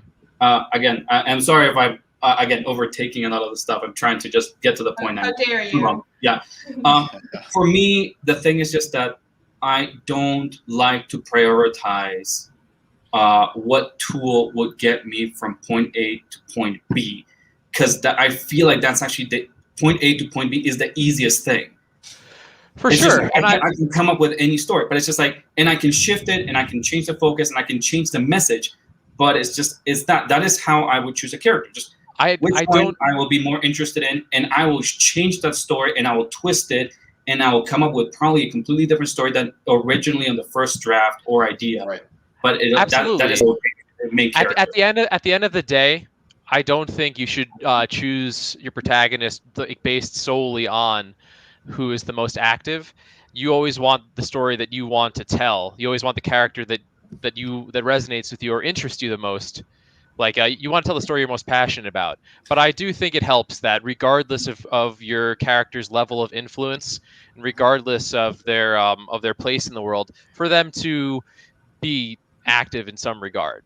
Hold on, I think I get what you guys are saying about you don't want to just be, oh, this is the most active person, this is the person that moves the events of the story forward, but that's not necessarily the best main character, because oftentimes that's the antagonist. And for my story, the antagonist, honestly, I forgot who put it that way, but someone said that every story is about a character who has a goal and wants something, and someone's trying to stop them. Well, the character who has a goal and wants something, that's the antagonist for most stories. And then the character who's trying to stop them is the protagonist. And that's the model for kind of your standard storytelling. So if you're just going for the most active character, it's not necessarily the protagonist. But I think what I mean with the person that moves the story forward the most isn't just the events of what happens in the world. It's the person that has the perspective that you want to explore. For example,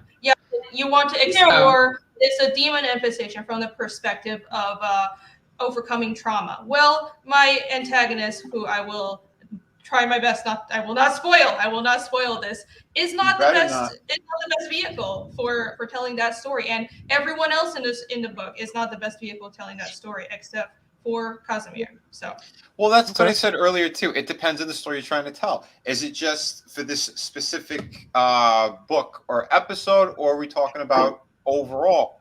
Because it could change on any level. Like Nick was saying before, like that Batman episode, it's not really so much about Batman or the Joker. It's taking that guy's perspective, and in that specific story, he is a protagonist in that regard.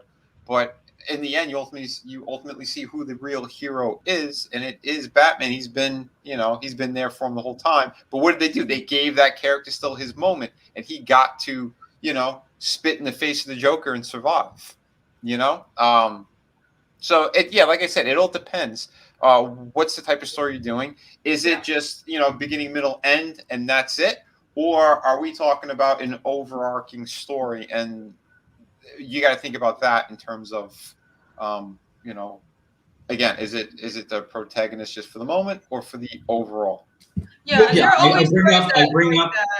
I bring up the episode of Batman, the luckiest man in the world, because I think it's something that we have all watched in that. Yeah. Of course, that is not the best idea, especially because clearly everybody working on that series has a boner for Batman.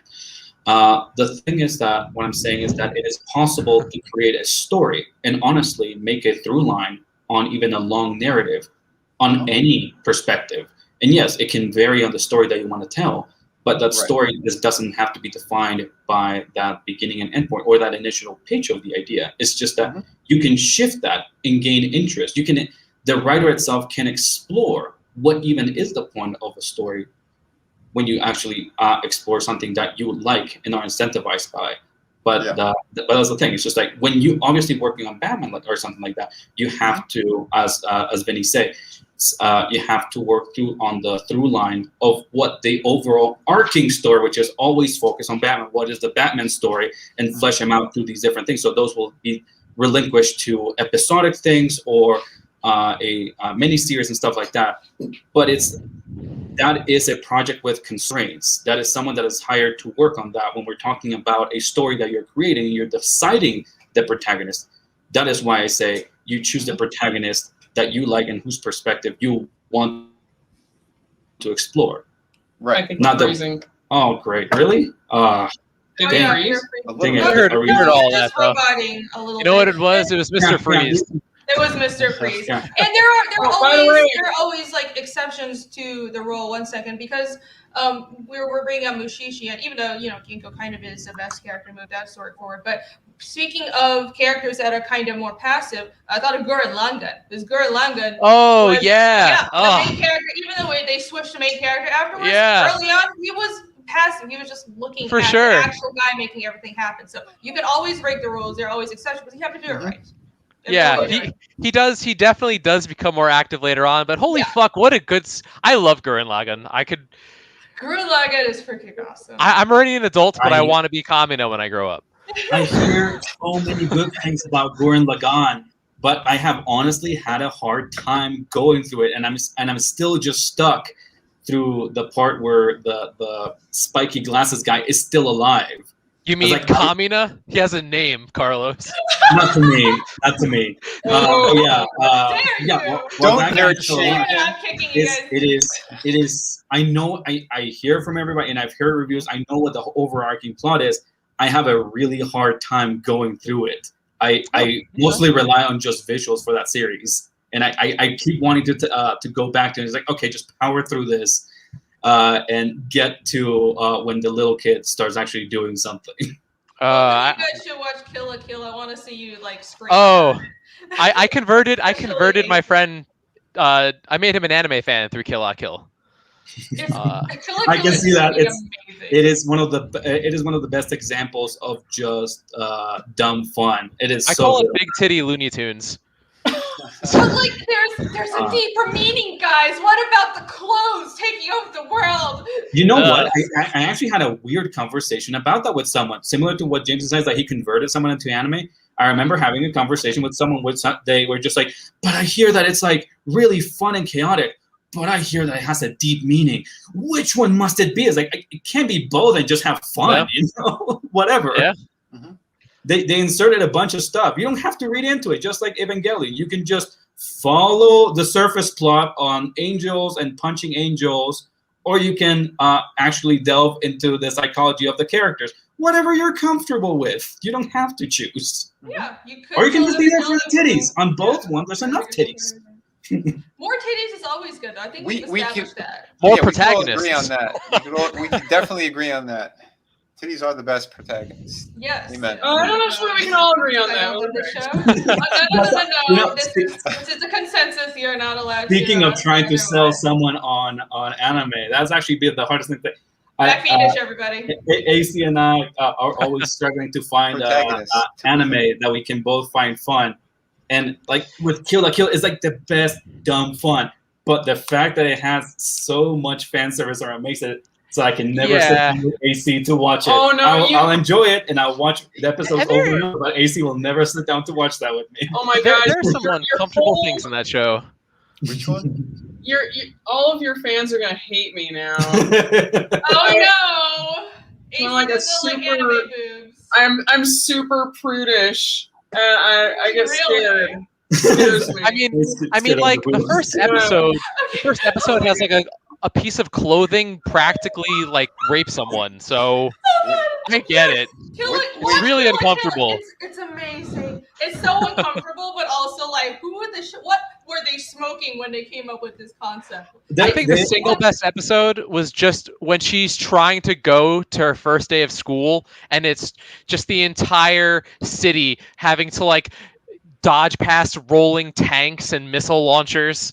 It just encapsulates everything that's great about the show in the single episode. It's just off the walls bonkers, and they make it. It's like this is only something that could be made with the animation medium. They really push the animation. That's what I like about that studio. Well, what I personally liked about Kill la Kill, because again, when people pitch it to you, it's just like tits and wackiness. It tends to be like not the best pitch for me. Yeah. But when actually watching it, it was actually the references that it made that really got me interested. And the fact that it fed off of so much of Go Nagai's trashy stuff, and like some of the old live action Japanese sailor action series from I think it was like late 80s. I really made me fall in love with that. I love those visuals, and then they carried it long enough for me to then fall in love with Mako. I love Mako. Oh, she's fun. I love her design for her Goku uniform. She has my favorite design for that. Her ruffian outfit. That's the brass knuckles and the baseball bat. Oh gosh, I love Mako. I love her bubbly design. I love that she's so annoying. She is annoying, but her design is awesome. She is the most flawed character in that show, and I love it. Okay, so wait. Are you telling me when she like repeats what just happened for 2 or 3 minutes, and you just have to sit there? Because I want to strangle her. That's a little too much. No, I love that. It's literally making me feel as annoyed with her as the characters in there. And most shows do not dare make their characters unlikable. I like that. Okay, Nick likes to be annoyed and be angry. I like someone being brave. On that. I like don't know, man. Being brave enough to actually push those ideas instead of staying in the safe area for the sake of marketability of a character. I think I like different flawed characters. Where like Mako, I think her design is awesome, and I like her as a character when she's not like this weird, annoying expository mouthpiece that like drives me insane. But then like characters like Jaime Lannister, he like commits incest and pushes kids out windows, and he's one of the most compelling characters in Game of Thrones. I don't know. While he was being written. Avoiding making the character too annoying isn't just always about marketability. Sometimes it's just about, even the writer doesn't want to like delve into that. Like if they're annoying, it has to be for a reason. I feel like Mako was annoying for no reason is what. Oh no, I think that there was a lot of reasons as to why they made her that way. Jason, welcome. And hello. What's up? Oh, no much. Hi, welcome to the show. Welcome. Nice to meet you, man. Hey, you too. What's up, everybody? Hello. I was going to go into the Lannister thing for a second. He's a character that they try very hard to get like those redeeming qualities to him, but then ultimately, what did they do with him? He went back with his sister, and that's how his was. I don't talk about that. I don't talk about that. Hold on. That's why we tried to finish James's comments and say like while he was being written well. So that never happened. Yes. By the way, someone in the chat earlier said Game of Thrones doesn't have a main character. It does if you read the books. Read the books. Yeah. Screw the show. That show never existed. You had one season, and all the other seasons never existed. Am I right? There is a Get him, Irene. Get him. Get him. Bran? Yes. Read the books. It's Bran. I don't know. I don't know about that. He wasn't even in. I think the main character was actually Mako, even though she wasn't. Training him to become something like this hero. He is a hero. She's the Night King. She's the Night King. It's just very unconventional. But anyways, all right. Not to. Well, I think that's ultimately what they were trying to do. That's why they gave him, the seat in the end. But I think it's because there's certain aspects that they got from George on all that stuff, and they didn't do it right. No, the way that it went was so piss poor, and then again leaving out other characters that have a very big impact on other characters, such as Lady Stoneheart. Like, how do you leave her out of this? Right. They cut too much of Fagin. Why did they cut that? I don't can't tell that understand. ending if you cut those stories. And young Griff, who sounds like a rapper but is actually a prince. Yeah. I never. And the way that the show kind of goes forward, like it doesn't even feel like, I don't know, the lineage of what they, I don't know. It's just, No, there were. let's not go there. I still want to know who your favorite protagonists are, you cowards. That's true. You know what? You guys keep talking. No, we keep on getting derailed. I'm probably gonna change my mind later, but I've been trying hard to think about it because I don't like protagonists. But I think after being browsed, I think Shinji. He's probably my favorite character. He's the most. He's the most interesting protagonist that I've actually delved into. We haven't talked about our favorite protagonists. We know about each Beanies. character is great. About to have a fight in the chat right now. I also think Shinji's a great protagonist. He is though. Tokume, no, I haven't seen that anime, but interesting. I'll check it out. see, you're going very broad with this. Just saying that. I mean, Yeah. I'd be like, well, I'd say Dutch from Predator. That's fine. It's a broad spectrum. I can't pick like one specific person because I like so many Right. different ones. Yeah. It's so hard. It's very difficult. Each one of them has their own unique, endearing qualities, or like something that you can sympathize with. So to pick a favorite one particularly, that's very difficult. Yeah, I mean, if you could just drop a few you like, I just feel like it'd be fun to see why we like our favorite protagonist. Like, I don't even like the character, but Superman is a great protagonist. I don't like him at all. But no, I don't care for Superman. Just because of his power set, mainly, is what it is. Captain America, that's a great one. Marv from Sin City, I love Marv. Punisher's great too. Spider-Man. I mean, I could sit here for just list ones that are really cool. I mean, it's So it's a loaded question almost to pick your favorite. Well, just like ones you like. Personal opinion. Yeah, man. It's not like a contest. I just feel like we're talking about what makes a good protagonist, and I feel like it's a good way. You could like pick a protagonist and then unwrap why you like him, and it could kind of help explore what makes a good one. For me, it would definitely be Spider-Man, Peter Parker. That's a good one. I thought you were gonna say Carol Danvers in the Captain Marvel movie. That's second. Clearly, Vinny's favorite character. Yeah, this is a really hard question. Everybody else answer it before me, please. I got it. I can narrow mine down to two. Mob from Mob Psycho, and High five. and Light Yagami.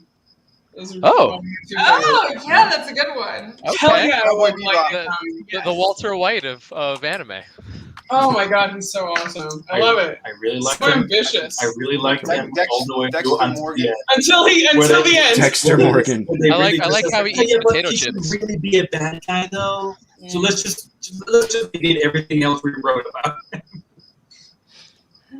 Yeah, I definitely say Dexter Morgan because he took out all the villains. He's actually a good guy. He is a good guy. You're not wrong. Yeah. He's a weapon that was pointed in the right direction is what he is. I actually missed it, Vinny. Who did you say? What are you talking about? I said Dexter Morgan. The TV show Dexter. From Dexter. Oh, Well, the serial murderer guy. Okay, yeah. The novels from Jeff Lindsay. Frankie's what favorite do you is like Mickey about him? Mouse. Thanks. Well, that's it. I mean, from what the character was, what he turned out, he could have been nothing but pure evil, and he wasn't. Yeah. He was geared into doing the right thing. He has this dark passenger that's making him do very evil things, but at the same time, he's only doing them to the bad people. He has a moral code still. Or even like Jack/Tyler Durden from Fight Club. That's a great one. I love that. Oh, you guys are thinking of all these great ones, and I can't think of a single one. Then you guys mentioned the character. I'm like, oh, I should have thought of that. Like, Well, hold on. I fucking love Mob so much, and I'm so glad you brought him up. It's my single favorite anime. Oh my god, of all time. dude! It's so charming. I really like that. Like the action sequences are incredible, but I think that it explores kindness in a way that is never done. Like the scene the end of the first episode of season 2 when he just uses his powers to reconstruct a girl's book, even though she's not going to date him or anything. Yeah, that was a It's sweet just episode. so Very tender. It's He's Yeah. he's so humble, and he's just like trying to grow up and just trying to be a good guy. And you know, Yeah. it was also really nice to see how confident that episode was, because it did not try to be bombastic throughout that. And when the main selling point, especially on trailers and the intro, is the high budget animation, seeing that episode in particular was super slow, slice of life, and the one payoff shot was him just putting together a book. That was very confident storytelling. I think that was very convincing that they really wanted to go through with it. Yeah. I can't really agree with all the main characters that you mentioned. I'm gonna bring up super boring. I agree with everything everyone says. Yeah, that's how it works. But No, I'm gonna bring it with like a super boring one though. It's more about the type of story I like. Okay, it's not the main character, but I like what he represents. This is Princess Mononoke is like my favorite animated movie. And, I love that movie. Yeah, and even though I think there are better characters and deeper characters than Ashitaka, I like him because I really like characters that promote balance. Like that theme is something that I put into my work, and I like that he promotes. That's also why I like FMA. It's about balance. I keep being surprised at how many times you actually do bring Ashitaka, because whenever you would talk about Princess Mononoke in the past, you would just talk about the title of the movie, but not emphasize him. So I never knew until we were actually on the streams that you liked him that much. Dude, it's so good. It's my single favorite animated film. It's fuck.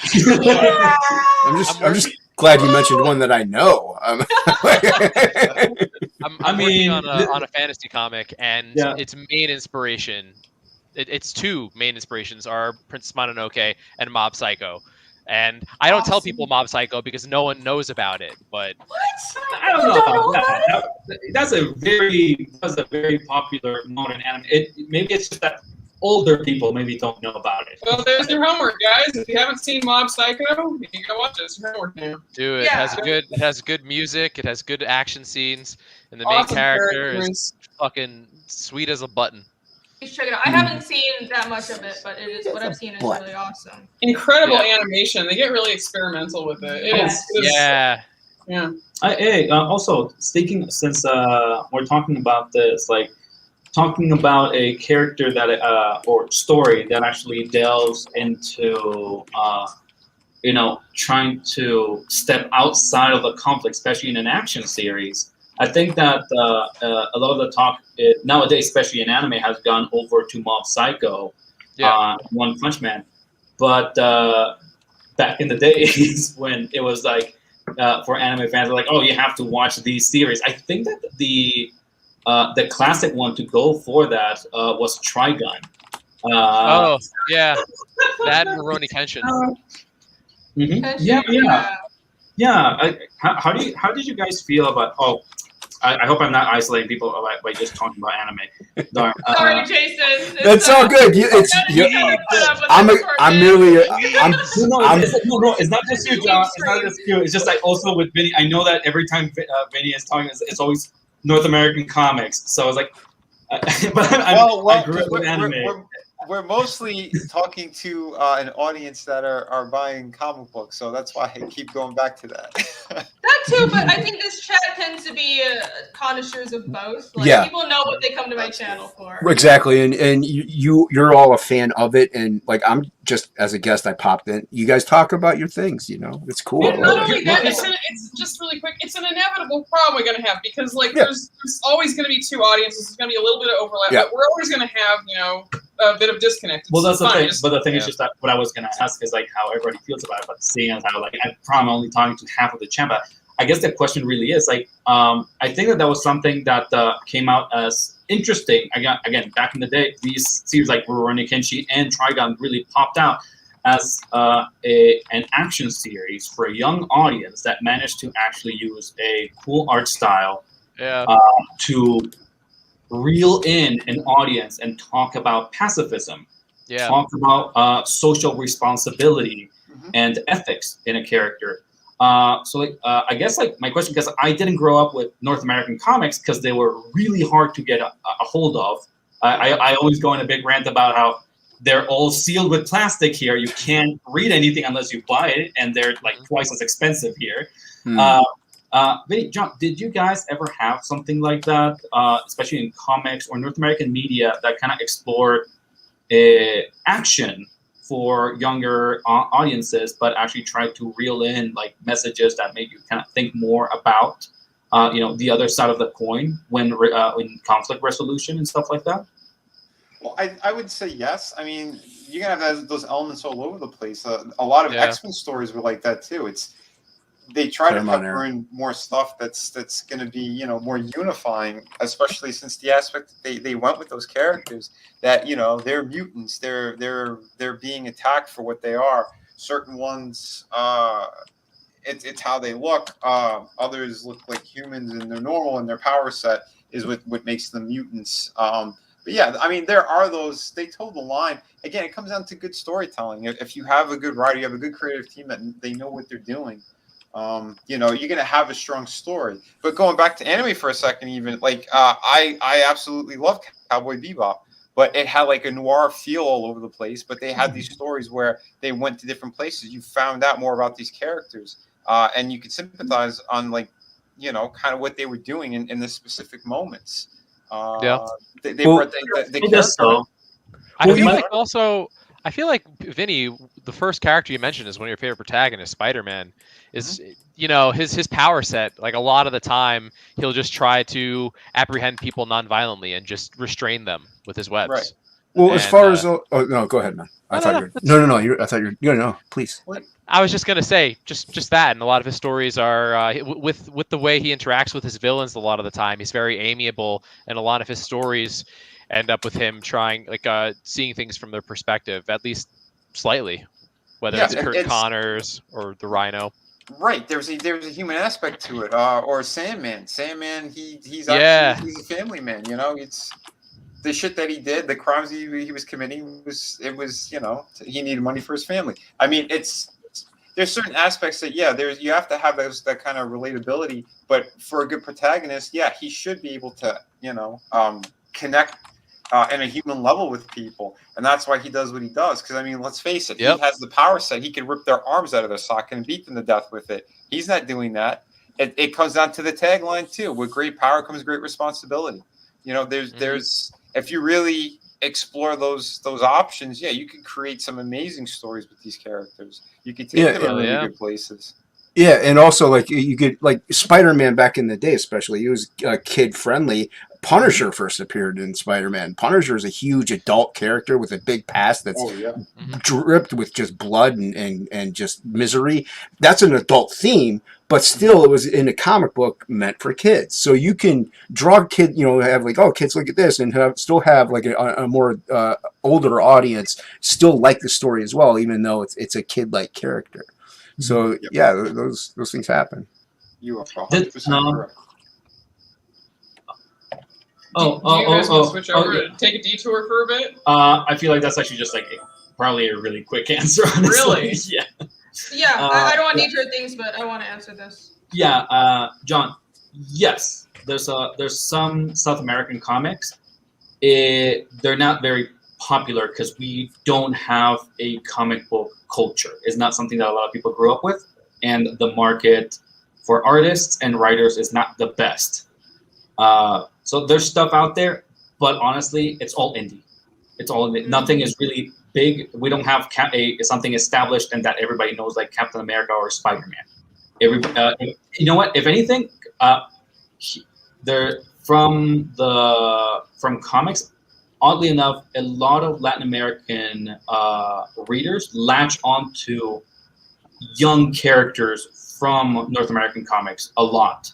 They tend to actually dislike the older characters like Superman, Captain America. I was thinking it. I think it connects a lot with Latin America, and the stories kind of situating and focusing on the North American experience, so that Latin Americans can never really feel like we're a part of it. We're the background character, that brown kid over in the corner that gets included to add color variety to the crowd. So the fact that Spider-Man and these younger characters both get treated by the rest of the DC or Marvel universe, and as their main pitch is the relatability of being new and young and inexperienced, makes a lot of the Latin American youth latch onto them because of them being underdogs. Mm-hmm. Yep. By the way, we have a lot of friends who are like trying to make independent comics here in Colombia. Like, I'm tempted to just like shill for them and stuff. Speaking of, Sketch Therapy says, oh, not this Sketch. one. Blingo's Vengeful Ghost says, I should do a stream where we go through South American comics and review them. We should do that. Oh, sick. Yes, awesome. We'll do that. We have many ideas for stream. So a coloring one, a sculpture one, and this is a great idea. So let's do that someday. By the way, hi Blingo. I'm sorry that I don't feel like interrupting the stream sometimes to say hello. But I understand that. You're still in a morgue. You're still in a freezer. By the way, nothing has progressed. AC, I just want to say I saw your post and my condolences. That is a fucking. I have no idea. I read that entire thing, and that's a wild ride. I know that Blingo hates dogs and killed them, but then became a dog. It was wild. It's a special kind. It was even more wild. You have to deal with it. That thing is more. It's more like called a dog colloquially, but it's more of a giant rat. Gotcha. Okay. Understand. It's very technical goblin. I thought that it was like a poetic like bookend for your character, like hated dogs and now they are one. Identity crisis. I don't know. Like goblins hate dogs, but goblin dogs is a specific type of creature that, like Nick said, they're more like rats, but goblins use them as steeds and stuff, and they actually like them. But it's only that type of creature they use as. Blingo, go on my Instagram.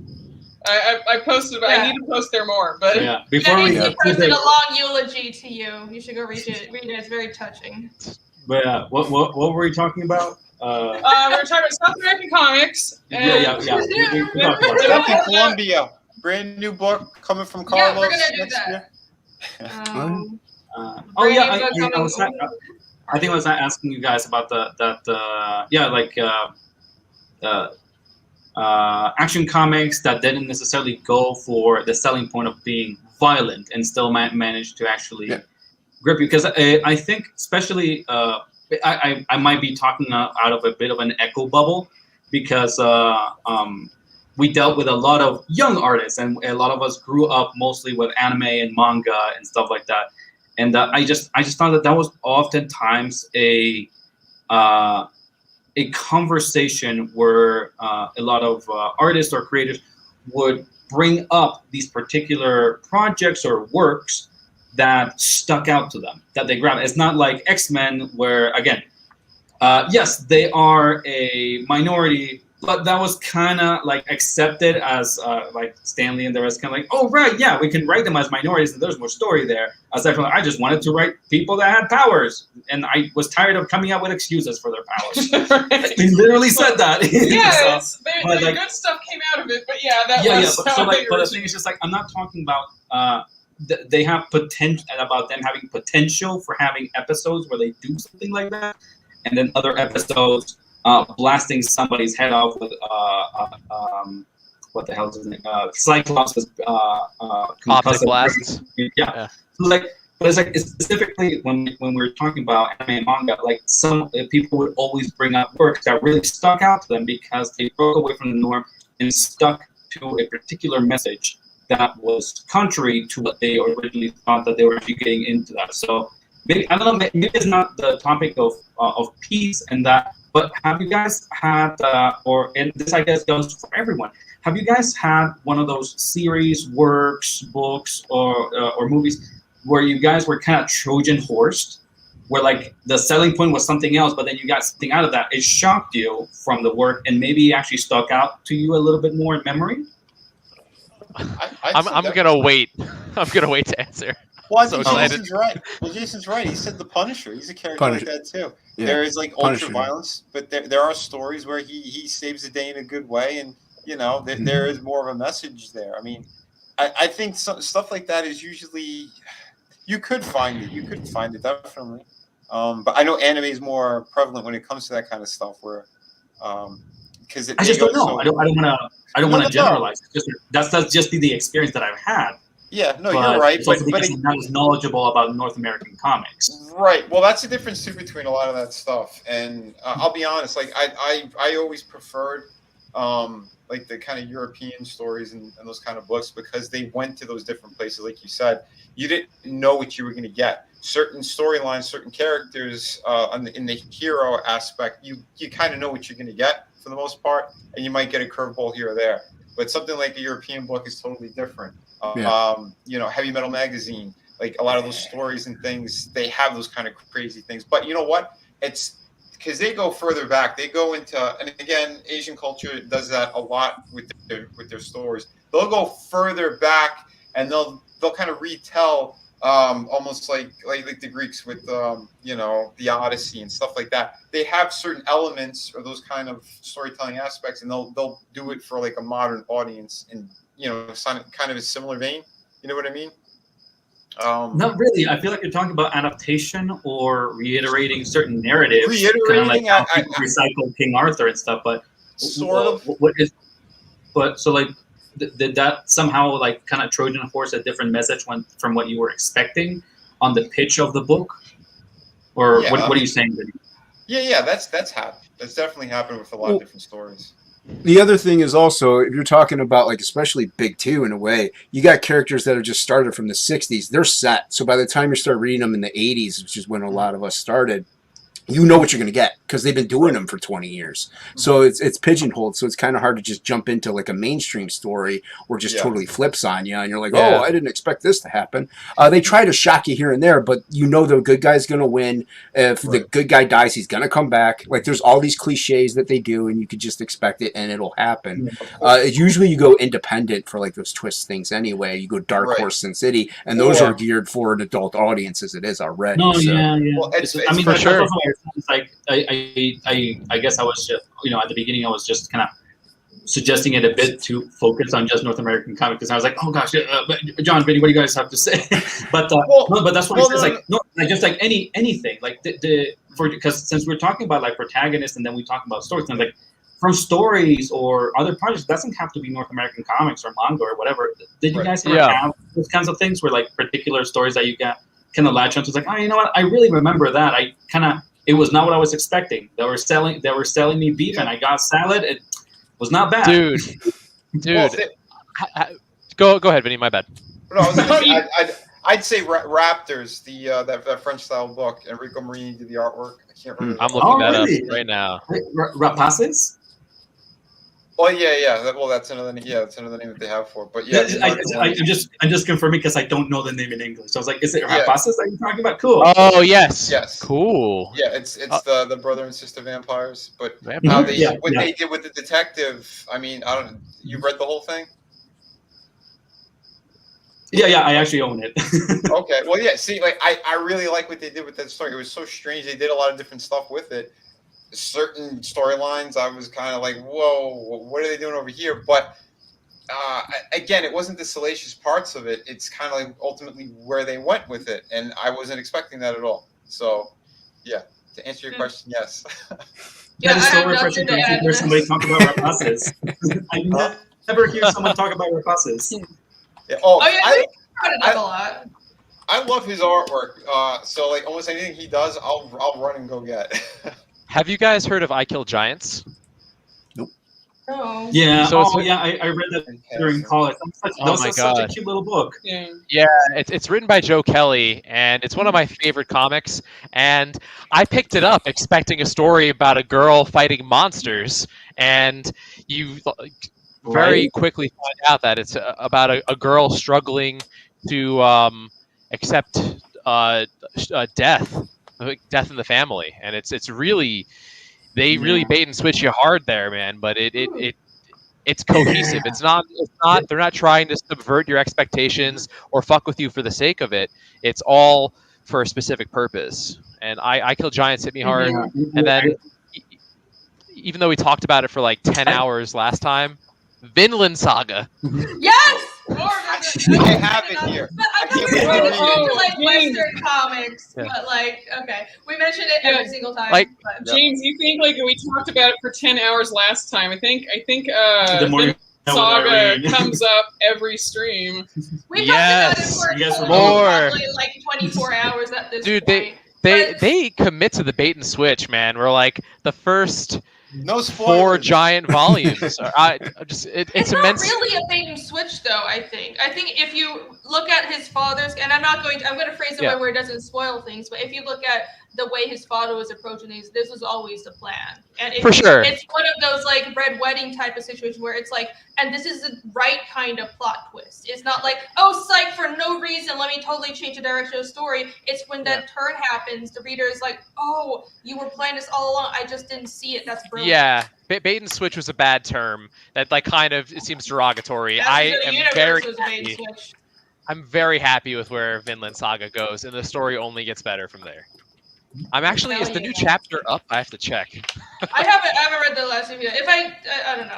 If I start reading, I'm just gonna. I have so much work to do. Oh gosh. Yeah, to start. I have to read Just Reactive. John's comment at the bottom. Is it time for New- Pathfinder It's yet, time guys? to- Enough about All comics. aboard Pathfinder. I think we're gonna try to avoid that today. I actually want to shift to talking about our campaigns and promoting them real quick before we try to end the stream before 4 hours. But speaking of Pathfinder, John, I am planning on doing Pathfinder streams on this channel. So I don't know when, probably sometime next month, but we're working on it. It'll just be like a once every few weeks thing, kind of chill. It's not gonna be we're not gonna be running a whole campaign, but if you guys want to find out more about Pathfinder, I should be doing like some basic introductory videos with AC and Nick and a guest or two. So I would definitely watch out love for to that. watch that. Yeah.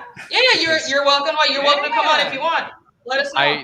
I've only played D&D. I play it religiously, and I've always been drawn to the amount of freedom you have when creating your character and the freedom that comes with each level in Pathfinder. I really like that. Right. It'll be really interesting to I- hear. I- your convert you. perspective. I've been slowly shitting on D&D whenever I talk to James to slowly convince him to try out I mean, Pathfinder with us. Okay, so you're I love it, but subliminally I'm up for trying converting. something Okay, new. sorry, I won't mention it. Yeah. We'll. It's okay. We'll work on Yeah, this. awesome. Yes. Speaking of, all right, let's just talk about these campaigns. So we started out talking about Detonator a bit, but why don't you give the proper pitch? Okay, so Detonator. Detonator asked the question of how far would you go to help a friend struggling with depression and PTSD? Our main character, Kaz, decides that he would blow up his friend's house. And it's because his friend is a superhero that's struggling with these mental illness issues. And when all conventional means of treating his mental illness fail, Kaz decides if you aren't going to leave your room and you're just going to wallow in it, I'm going to blow it up and force you to confront your issues. So he makes the persona Detonator, a supervillain who is going to aggressively try to rehabilitate this fallen superhero so that he can serve their community, which is struggling, and for other reasons that will become very clear at the beginning of the comic. I've already talked about it here. I might as well. They're best friends, and he loves him, and he misses him, and he's very worried about him. That is a very interesting take on the reason to be a supervillain, and that's not a very helpful way to approach things, but it's almost like, yeah. Have you tried it, Irene? I have. I don't know. Maybe actually I have. Wow. You're blowing up someone's house? Wow. There's some folks I wish I could just blow up their room to get them to come outside. I get it. Go, Irene. It seems unhealthy, but also like this is like a very badly socialized person's way of helping their friend. I love it. Look at this mom that like he fires this RPG into this guy's house, and the RPG has "You need some fresh air" painted on it. Yeah, I like that. That's cool. That is awesome. The sample pages on here look really great. Yeah. They're beautiful. This is all Carlos pencils, ink, and color. Yeah, it's cool. Oh, yeah, look at this. I'm just gonna scroll through these and look at these. Look at this lovely, lovely art. I love the colors, by the way. Mm-hmm. So Fiendish is gonna look this good, yeah? It all depends on you now. Yeah, sure. No answer. Yeah. Wow. And It depends on the work, but also on the payment. Sure. We've agreed on the payment. I'm gonna pay you. Oh my god. Look at Also- this One distortion day. on stream. Those conversations aren't for on air. Also, obviously, blowing up his friend's house is going to have severe ramifications, and we're going to explore what happens afterwards, as well as why he did it and why Matt is in his room instead of out saving people. Matt is a superhero named Beacon, and he has a lot of powers that are similar to Superman, but in addition, he's also able to temporarily lend people his powers. Turning them into fellow beacons of light. Cool. Well, so is that his powers mainly? It's like Superman, but it's like light based, because I couldn't tell. Is it like light or is it electricity based? So his it's unexplored in the comic. Whenever he activates his powers, it's akin to like a Dragon Ball style ki. It's just an aura of energy appears around him, and when he transfers it to people, it's a visual cue for that they're using his powers as well. But there's no electricity involved. I think it's also when we were talking about it, there were scenes where we were kind of talking about how, that Clark Kent issue of when your face is uncovered, how don't everybody know who you are? So it's like I think we were actually looking at one of the shots from Ava. When Adam is actually shown on screen, and we're kind of saying, like his power is kind of this light energy that he kind of covers himself with. So like, like recording equipment and stuff, like anything looking at him, it just kind of looks like a light blur. His identity is obscured on electronics due to his aura. You can't really make out more than a big jacked blur. Cool. I like that. He's gonna be really. Oh yeah, go ahead, Irene. Oh no, is that a bad guy? He is a supervillain and the antagonist. He's the protagonist, and I will say that right now in issue 1, he's being a bad friend. I don't know if I would call him a bad guy. I'd say that he's a desperate, naive guy. Would you call him chaotic neutral? I would call. I don't know. I don't like alignment charts. I hate alignment charts. I gotta say. I feel like they're not always helpful. Not really. I feel like they're restrictive. Yeah. They don't define a character. It depends on the type of story you're telling, but it's not. I'd say he's chaotic naive. Oh, okay. Right. Oh, and also chaotic attachment issues. I love the motion in here. Yeah, that's cool. Yeah, it's so good. Lovely. So this is on Kickstarter now. Check this out. We got some sweet variant covers, and we also have the other covers drawn by Carlos down below. And I'm gonna scroll down to them. These are the variants, and this book already exists, right? Can you pull out the book so show everyone that it already exists? These are printed. I wasn't ready. Okay, sorry. You're on the spot. You're funding this like another print run, or? So I'm funding a print run, and all residual funds will go towards the following issues. Issue 4 is in the middle of production right now, and there are going to be 7 issues total. Yeah, it's just that we started out by making them mostly digital at the beginning when we first made them. Right. Yeah, so these are all the covers. Got some really cool people on this. Really happy to have worked with all of them.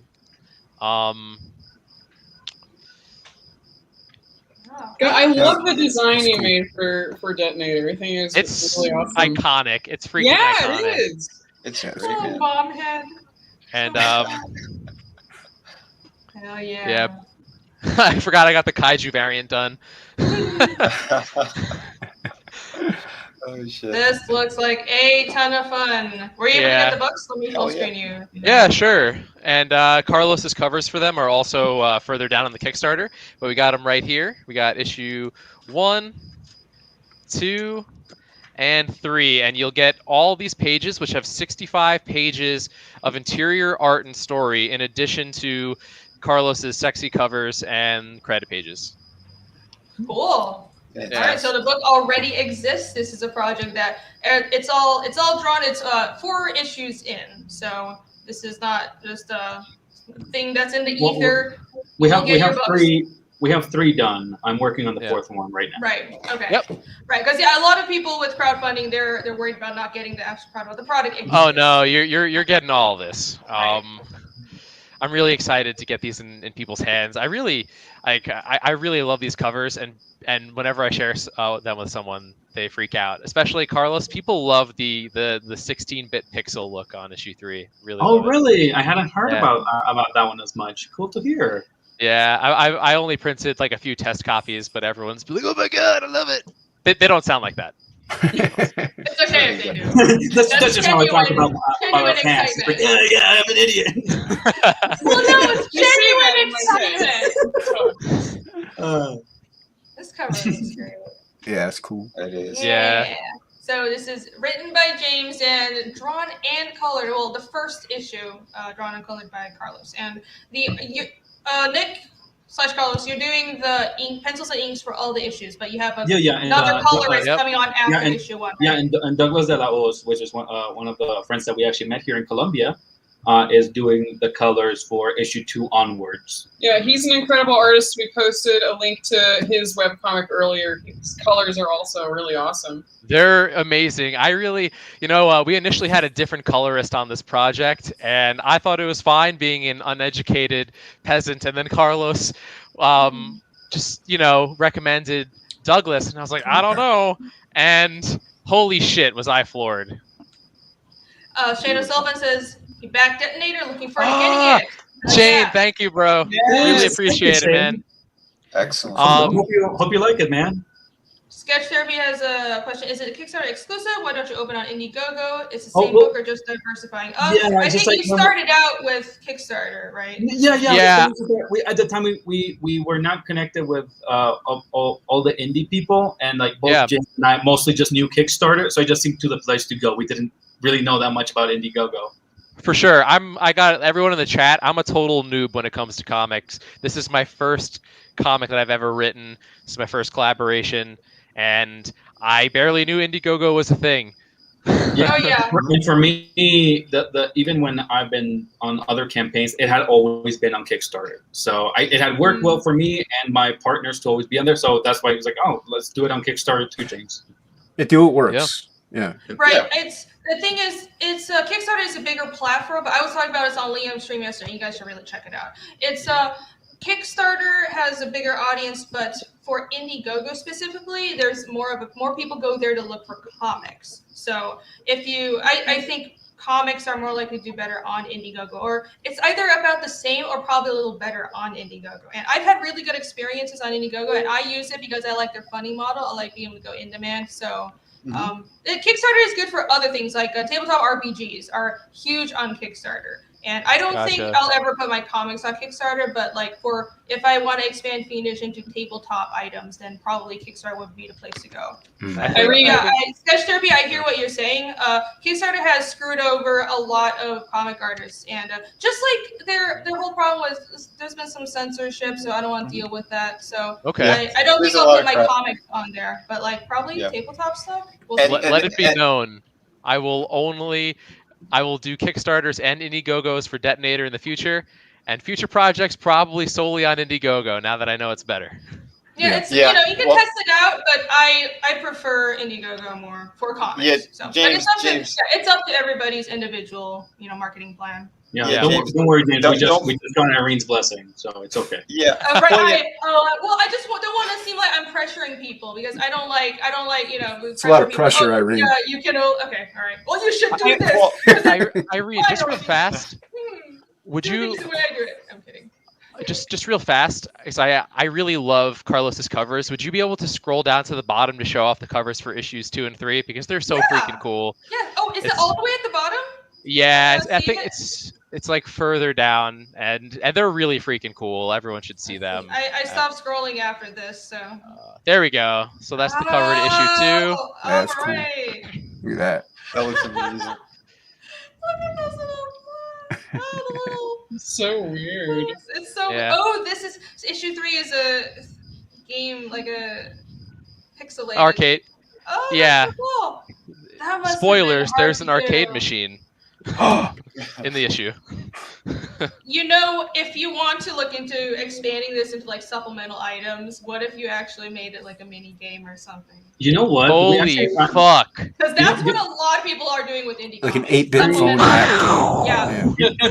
Yeah, you know what? I mean, I don't know if it's something that expansive, but I actually, when we were at one of the conventions here in Bogota, I actually found something that I thought was rather charming. There was this small group of digital artists that were actually going around the convention floor and trying to, kind of like how I think it was John that was talking about, like, oh, are there South American comics? They were getting in contact with a lot of the indie creators that were gathering there and asking them if they'd like to be a part of this thing, where they would make little trading cards of their original characters. And with that a little QR code on the back, make them usable so that they had this app which was about comic characters, and they could play the game with a little 3D model of their comic book character, interacting with all the indie community in South America. And I thought that was really cool. Yeah, that's cool. That's cool. Holy shit. Yeah, so it's like something like that is totally feasible, and I think that would be really fun. I think that'll be a goal for the trade or for the next Kickstarter. Hell yeah.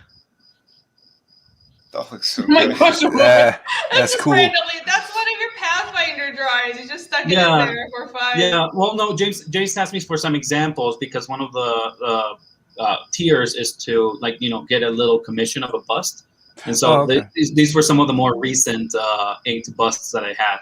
I think I sent James the like 4 images. 2 of them were like of recognizable characters.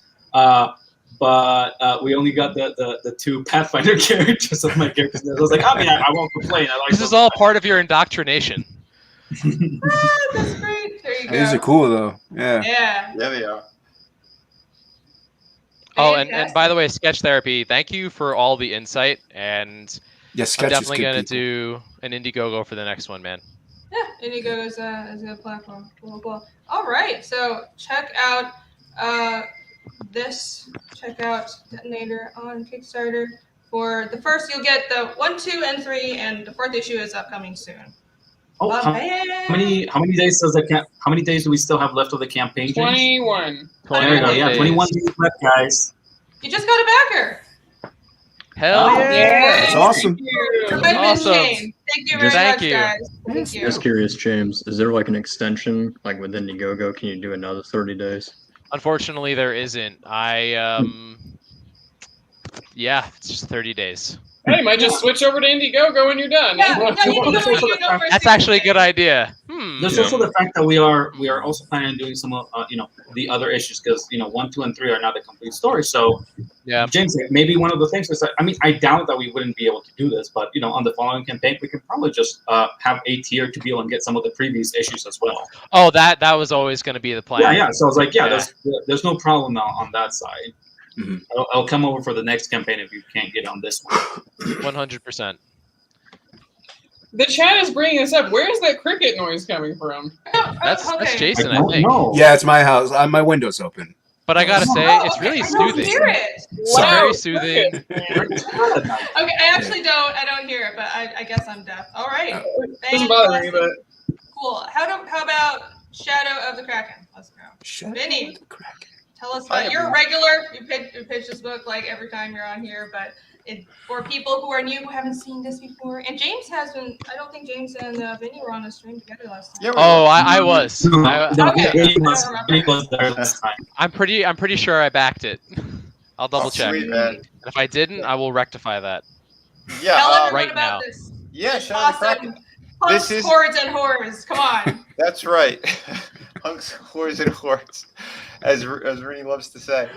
Yeah, this is campaign number 6. I did 5 in a row. 1 was a hardcover book. So I'm very trusted in its community. I put the work out. You guys are going to love this one. This one I've been working on for roughly 3 years. Story elements, concept artwork, building this world, building the characters, in between doing all those different campaigns. So yeah, this one, it is going to center around our main character here, Nathaniel James Callan, as he goes from being part of the Royal Navy into piracy. We're going to have historical aspects in this story. I'm going to kind of show the beginnings of kind of like piracy. A lot of people are going to be surprised to know who the actual first pirates were. But I'll cover a little bit of everything in here. But this story, it is going to be kind of, again, a little bit of what we talked about earlier, where we're going to be exploring these characters, their mindset, living in this world, the brutality that they have to do. He started going by a certain code. It's the reason why he left, the Royal Navy. And what he's doing now and kind of how he's being pushed to his limits. He starts to break his own code, his own rules. But you'll find out there's other influences at play. The world that I created here, again, it's going to keep getting bigger and bigger. The supernatural element that I put in here is going to be pretty wild. And it's going to have a very big impact on the story and on the characters. We got a great villain in here as well. The dude's very mysterious. He has connections to other characters. You'll find out in the story as well. I try to keep the villain a little more mysterious because I want people to kind of see it as I'm doing it, and kind of what he's doing as well, because he's going to be pulling the strings from the shadows, but he's not afraid to get his hands dirty either. One of the treasures that the main characters find in the beginning of the book also has this coded map it's kind of written all over the skull. It's multiple kind of. Yeah, I love that idea. Yeah, it's like multiple treasure maps, so it's not just one. It's not one specific one, but you'll see how that comes into play. That element is more for the overall story as well, and kind of where I'm going to be going with it. But yeah, it's going to be a whole lot of fun. Again, beautiful women, brutality. I'm not afraid to go there, but you're going to have beautiful locations since it is in the Caribbean. So, you're going to have, again, fantastic visuals all over the place. And yeah, there you go. There's more violence going on over here. Digging the gore. Yeah, I mean, because that's the thing. I mean, with pirate stories, they were killing. They were doing so many horrible things. Why aren't they ever showing this? It's very rare that you find it nowadays anyway when it comes to this kind of stuff. So I've been a fan of pirates for a very long time, and I want to tell like a proper story that's going to have a little bit of everything, but including what happened in history. So there's slavery that's going to be in here. I'm not going to shy away from it. Those aspects are there. Half the crew is made up of freed slaves and other defectors from the Royal Crown. There's going to be a lot of great stuff in this story. So yeah, and I'm doing everything on it. I'm the writer, I'm the artist, letterer, you name it. Much like I did on City of Venus. I can't wait for you guys to see it. This is going to be 50 pages right out of the gate, perfect bound. So you get quality all the time with me. That's just how I roll. So I hope you guys love it. My other projects are still available as well. Through the Woods hardcover book, that's 100 pages. City of Venus is still available along with the 2 art books. They're also found like on the bottom of this campaign. So if you guys just want to go from from Shadow of the Kraken and click onto any of those and purchase them. The other ones ship right away. I am still currently working on this one. I'm trying to get it done by the end of the year. That's kind of the goal right now. And I'm well on my way for that. That's for damn sure. So that's why I also don't have my camera on, because I have Photoshop open on painting. Always working. Always working. Sweet. Yeah, this So book looks impressive. Oh my fantastic. gosh. I can't wait to get this That's myself. gonna be awesome. Yeah. So is Amber Heard going to be a pirate, and does she steal the main character's money? No, no Amber Heard. No one's sitting on anyone's bed. No one's trying to hurt the main character like that. No. She's going to beat Johnny Depp in your book. Oh yeah, there you go. I've been thinking. You mean to say that you're starring Jack Sparrow? Oh wow, awesome! What? Yeah, this is totally like Jack Sparrow. Yeah, it's Did Pirates of you? the Caribbean. That's the pirate book, right? I think I might have his corpse hanging in the background somewhere. That'd be Oh good. my gosh! That would be funny. Excellent. That would be. Oh my god. 10 out of 10. Oh my god, I think I'd be wounded. I really like pirates. I like the first one. First one's good, yeah. Yeah, First I mean, one's the second one's okay. They're decent. And then the There's- fourth one is it's just the writing gets up its own ass. Guys, after guys, the but the fourth seventh one, one is dude? the seventh one is better again though. No. Are there 7?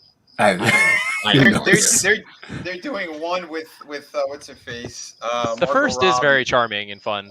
She's replacing Johnny Depp from what I heard last. That's what I hear too. Oh, they're gonna make more? Wow. Okay. Yeah, they're making more. Oh, Ridiculous. I mean, that I guess it's understandable if they're actually still getting money out of them. But I'd be surprised. I thought that they sold. I thought that the last one sold pretty badly for them to even consider doing more sequels to this. Yeah, I'm shocked that they're doing more sequels, and I'm shocked that Amber Heard still has a career. But you know, then again, it's Hollywood. They will Right. beat that zombified horse until Yeah. it stops. They will, and they're giving them also money. disgusting, gross people. And Well. nothing surprises me anyway. Listen, they made I an guess emoji it's- movie. Let's says not it all. derail that too much. Well, Vinny was still trying to finish about his game. My bad. Sorry. No, I was done, and then you guys went on in this whole Johnny Depp thing. No. They've just been hanging out, Oh my like, god, the waiting. despondence with that tone. It's like you guys just started talking about Johnny Depp and shit. Yeah. Dude, Listen, Mine- I heard Pirates. Amber Heard. I heard Amber Heard, and I will always bring up her crimes. There you go. Hey, just listen to that Umbrella guy. You'll hear plenty of it. I know we're on the same page about that. yeah, I'm sorry. I don't trust a woman who shits on a bed. Unless she's paid to. It's kind of a deal breaker. The most sane and stable thing to do. What are you talking about? What? Must be. That's I a guess in deal breaker. California, that's a normal thing. That's saying I love you. Yeah. Gross. So I it love wasn't her. like an There's a lot. anniversary thing that she was doing. Okay. It's like when a cat brings you a dead mouse. You know, it's just showing it cares. You know, Yeah, she goes on the bed. She's just showing she cares. That's all it is. Yeah. So what other campaigns we have to promote here? Don't make me bust out Alex Jones. Hey, that's Tell us me. about this very cool book. It, Martial arts. Yes.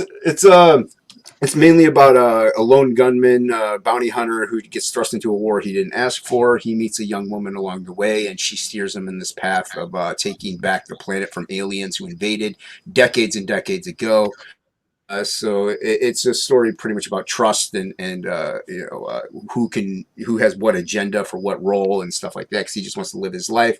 She wants to totally it's kind of like Star Wars. You got the Rebel Alliance and the evil empire, so to speak, with the aliens. So that's just this is the second book to that. This wraps up the story arc. Absolute will have more books about other characters. It kind of like Sin City style. Like I focus on the characters rather than like a little mini area rather than a whole world. So it's like episodic inside. Yeah.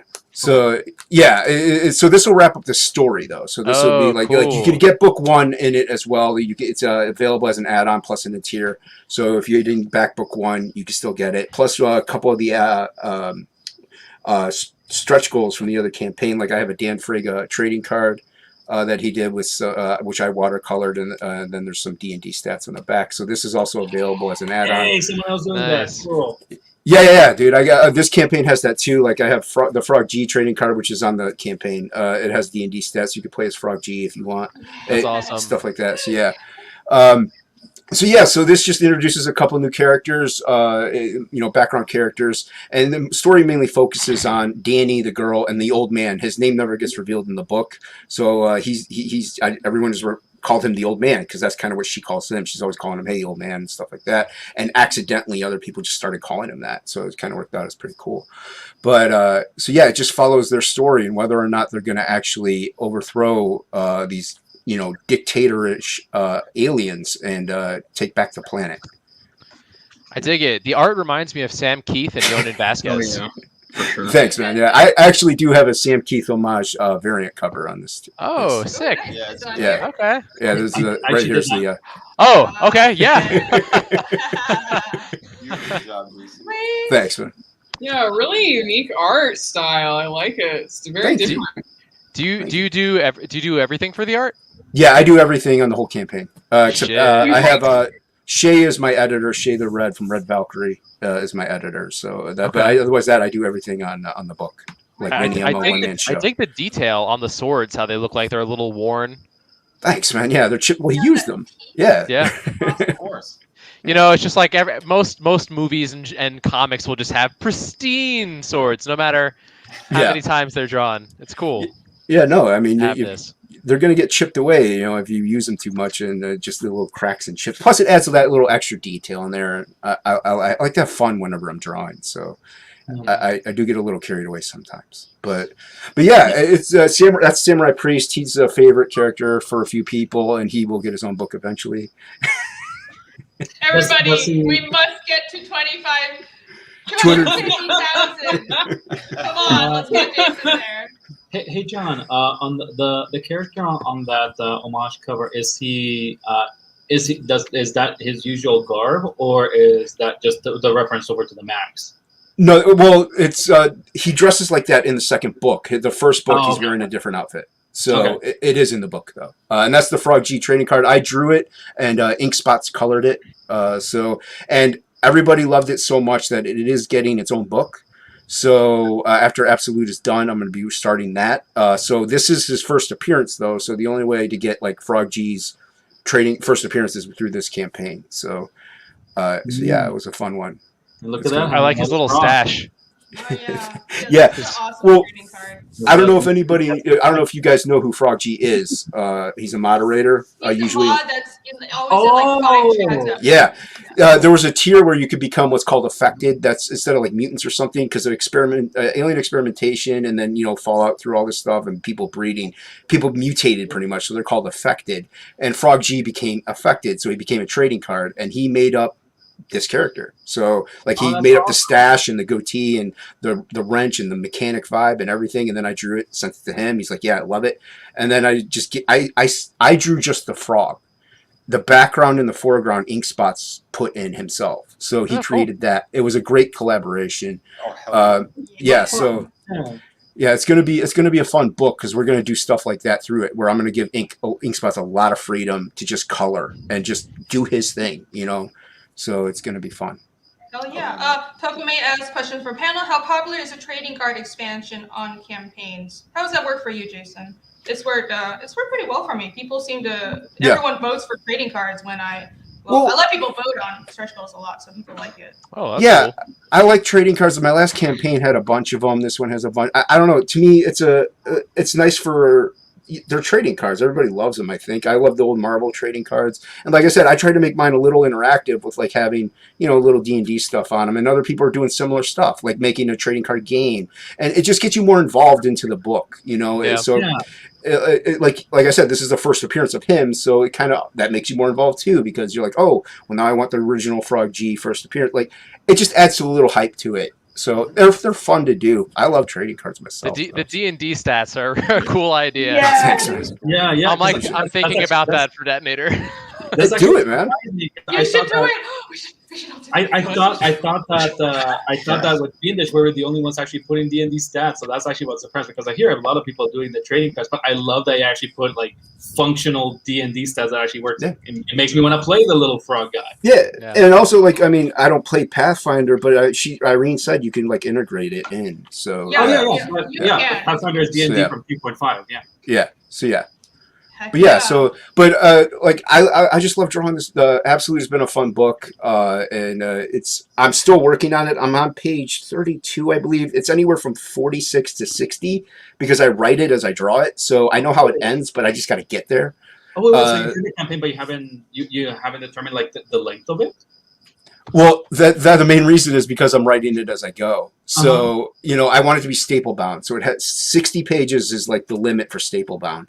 So, but I really wanted to get to that same as Absolute Book 1, which was 46 pages. So I wanted to be unified. But like I said, I'm cutting a couple pages here and there that are a little unnecessary. So I might hit that 46 page mark. But if it gets more, it gets more. The cost stays the same.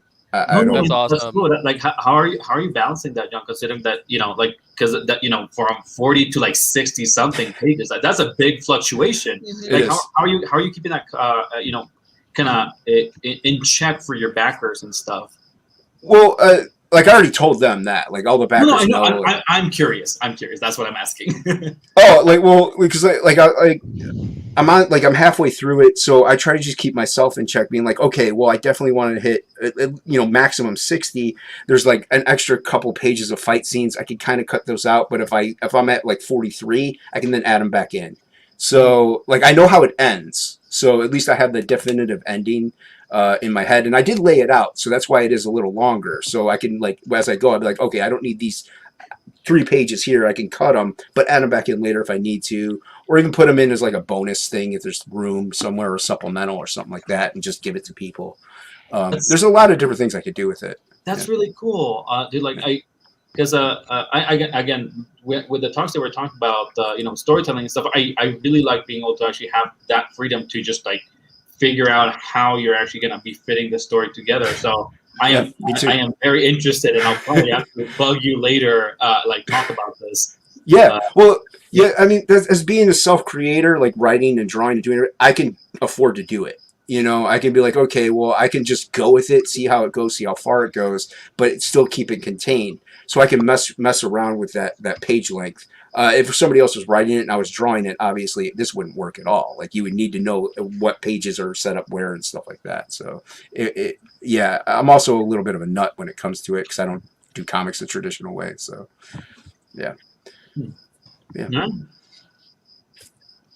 Fantastic. And if you scroll down a little more, you'll see the Nefarious trading card, which Matt Yaki colored. I drew it. Yeah. So there's the.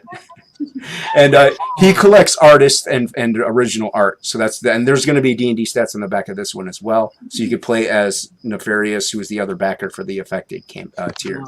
That guy looks like a protein from Pathfinder. Well, there's in the background you have Dan Fraga, you have Cecil, John Malin, and Shane Davis because he wanted artists in there. So because he collects artists like themselves. I love it. So yeah, so it was fun to do. Yeah, the guy in the bunny suit seems kind of okay with his predicament. That's Fraga? Like, yeah, he's like, whatever, I'm here. He wears a bunny suit on stream. It's hilarious. Yeah, Fraga's awesome. Yeah. Really yeah, well, Fraga kind of brought me in, like he's the reason I'm in this whole thing, indie scene, and then why I gravitated over to Comicsgate and stuff like that. So if it wasn't for him, I pretty much wouldn't be here. So I'm a huge Fraga fan anyway from the 90s. So yeah, but yeah, he used to wear a bunny suit on stream because he made a deal. And he wasn't going to take it off until he hit 250,000, or 200,000. And the great thing was, this guy would be like messed up from like surgery and stuff. He would still have the hood on from the bunny suit, driving home from surgery in the car with his wife driving. Yeah. It's like that's character and dedication right there. It's like that's so weird. Yeah, that's awesome. Putting the tears to like take off the suit. You usually think about someone getting to a tier. I'll go in a bunny suit. It's like, right. I'm living as a bunny. I don't know. I'll take it off. He's just always in a bunny suit. There was the. You were saying that he dressed up for streams in the suit. He was actually wearing it like all day, every day. Is that no. But he would have it like in his car or something. So whenever he went to the operation, he would put the hood on because he's wearing the bunny suit if the hood is on. And then anytime he went live. Yep. Basically. Anytime he went live, he would have that. There was one exception. Yeah. I think he was on a NASA stream. And that's whenever, like, that was a little more professional. But there was a San Diego Comic-Con panel. He was wearing the bunny suit. It was fantastic. That's great. Yeah. Interesting. And that's the poster, the line art for the poster, which I do have colored. I just don't have it up. But that's the line art for the poster that's in a tiers. Hey, Jason, I have a question. Yes, sir. Are you a fan of Simon Bisley? Yes. Yeah, I knew it. Eric McGinner says he doesn't like trading cards. He's mentioned this before. I just like most stretch goals. All right. I would rather stretch goal be a pay bonus to the creator or something that enhances the book. That would be nice, frankly. Yeah, but most people expect extra things. They want a stretch goal to be like more stuff. Some people do, yeah. Yeah. I mean, I think I'm fine with that. It's rewarding people for backing the book and it's making the book better. like I have stickers. Everybody's going to get like probably 4 stickers with my campaign because I hit that stretch goal. There's one that's not even up there, actually. I'm going to make these because in the first issue, there's a book, a place called The Bar, BARR. Back from when we played D&D, that would be the place like everybody went to was The Bar. So everybody's going to get a little coaster of The Bar, like a bar coaster. Cool. Like it's not even up there, but I'm gonna throw that in because I thought it'd be fun. Yeah. Mm-hmm. So yeah, I like having fun with stuff like that. Yeah. Absolutely. Awesome. Check out Absolute Book 2 right now. It's still in demand. And how long do you think you'll be keeping this in demand? Well, fulfillment is January, worst case scenario. I'm hoping to go into fulfillment before then. So once I ship out the last book, pretty much, like I usually close it right there. So January would more than likely be the ending date, unless it's sooner. So I'll let the backers know, obviously, and go on streams and let people know. But January, I'm going to say is the cutoff. Oh, also, John, do you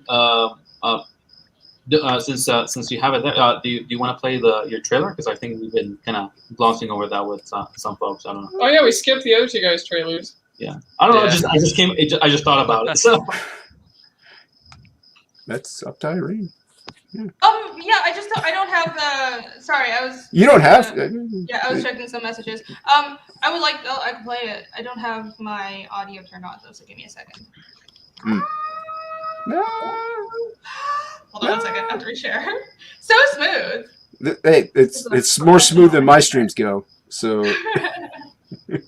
Let's see. Now I have to share. I hate how you can't share audio with just one window. You have to share your whole screen for the audio to show up.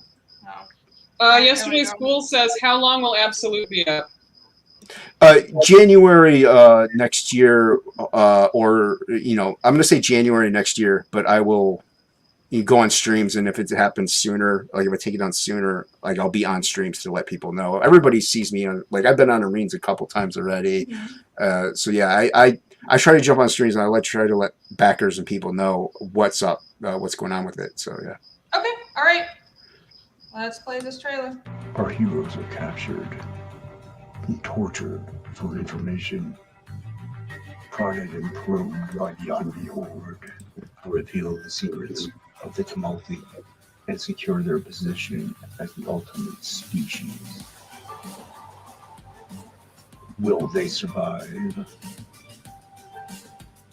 Will the joining of 2 new heroes help them overthrow vicious Envy overlords? Will their heroes save the planet? Find out on the epic conclusion to Absolute. Woo! All right. Oh wow, this is the conclusion to the story. Cool. Yeah, to that story, yeah.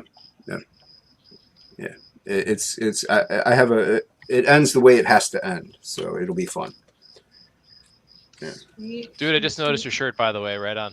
Thanks, man. My brother got it for Christmas. This is actually my lounge art shirt because it's an extra large and it's way too big for me.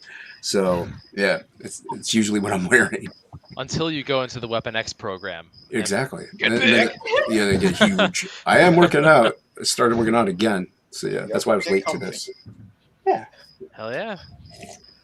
And here is my comic, as everyone in the chat hopefully has seen. But here is this is Fiendish, my action mystery fantasy comic, and we are doing very, very well. Thank you once again, everyone who has backed this book. Our next stretch goal is 30K, and that will be a world map postcard for everybody. That's so cool. Yes, so people really like the world map. People wanted like a full-size poster, which will be coming, but I want to do it properly. I want to like put it, do it like a canvas print or something, and but that'll be for further chapters. I think that's more appropriate once the characters start traveling more. But right now, I think like a small postcard because we really like the map, and the map is also on the back page of the book. And kind of just to, in case anyone missed the beginning of the stream, here is the grayscale book. It is ready for print. Yes. Yeah. So freaking cool. Yeah. I backed that. Cover Yeah. is dope. So the print file is all ready. I will be sending this to print very soon, probably like tomorrow. So here are the interior covers, and I won't spoil too much, but here's the interior credit page, and that's the world map on the back end. This book is this version is completely grayscale, but the covers will still be UV gloss. So it'll be a matte lamination, and the fiendish title and also the little publisher logo on the top will be UV. So because that was stretch goal, so for the grayscale version and the color version, I'm going to have UV on the covers. Now, how long are you going to be up? I should be. I think I'll keep this up until Chapter 2 launches. So, which I do think I'm going to try to launch Chapter 2 earlier than previously expected, because people, some people had given me the advice of, I don't want to space out, like, do too much of a break between fulfilling Chapter 1 and launching Chapter 2. So probably in a few months, but probably like around November or December, I'm thinking that's when I'll take this down and Chapter 2 will go up. You're not going to have a pre-launch for Chapter 2?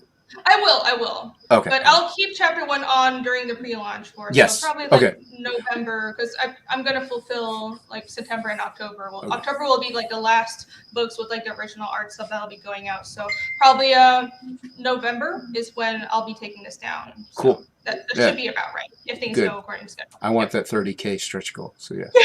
Yeah, hopefully. I'm hoping we get to it, and we're really close. But, it's looking like you will. Yeah, but I do want to. I have to start fulfilling, because I said I was going to fulfill in August, so I'm going to stick to my word. Not all the books, but at least like the grayscale ones that don't have original art and stuff. You just order the grayscale book with like the trading cards are ready, the postcard that's easy to do. I'm working on design right now, and the stickers are on their way to me. They just got shipped from Colombia, so like the basic stuff that I need to fulfill, like the most basic packages, they're already on their way to me. So yeah, we're good. We're still looking at August fulfillment for the most basic tiers of the book. Cool. Yeah. So, and in case you didn't know, you can check out more about this project on fiendishcomic.com. I have a giant preview over here, and I have a world map and character profiles and my constructed language, because I'm nuts. So here. And people didn't know that you can scroll that. I have the whole dictionary up, because I'm a crazy person. You're insane. Yeah. Oh wow! Holy fuck! Jeez. You're next level. Yeah. Yeah, she's okay. All right, J.R.R. Tolkien. Well, I'm no Tolkien, but I am mildly insane, and I just want to be immersive. I want the story to actually feel like a full fantasy story, and it's not a full fantasy if the language is just English and if it's not an actual language. So, and I'm going to hold myself back from building like every fantasy language in the story, but that probably isn't going to happen. I'm probably going to build more. So yeah, let's just wait and see. But it's going to get to the point where you're like paralyzed by it, and you're just making endless languages. Oh, this one has a sub-dialect. I mean, I thought about that though. She started it. Yeah, it's I've also made that joke. A campaign so that you can actually have things ready on time for fulfillment. So that ought to help. Well, like This chapter is one. insane. Chapter 1 was, I did all this prep work. I've been working on this for like 3 years, and it's because I wanted to, like, all this stuff that takes a long time, like the world building and creating a language, that takes forever. And if I was doing that well, I'm trying to draw chapters that, like, you guys would never get your book. But I did all this work preliminarily, but like the script and the plot and most of the world building, that stuff is done. So I planned it this way so I can, right now I'm just working on drawing the book, and like I can move right into working on chapter 2 and keep the campaigns going and get the book into people's hands. So that's why I put so much into world building right up front.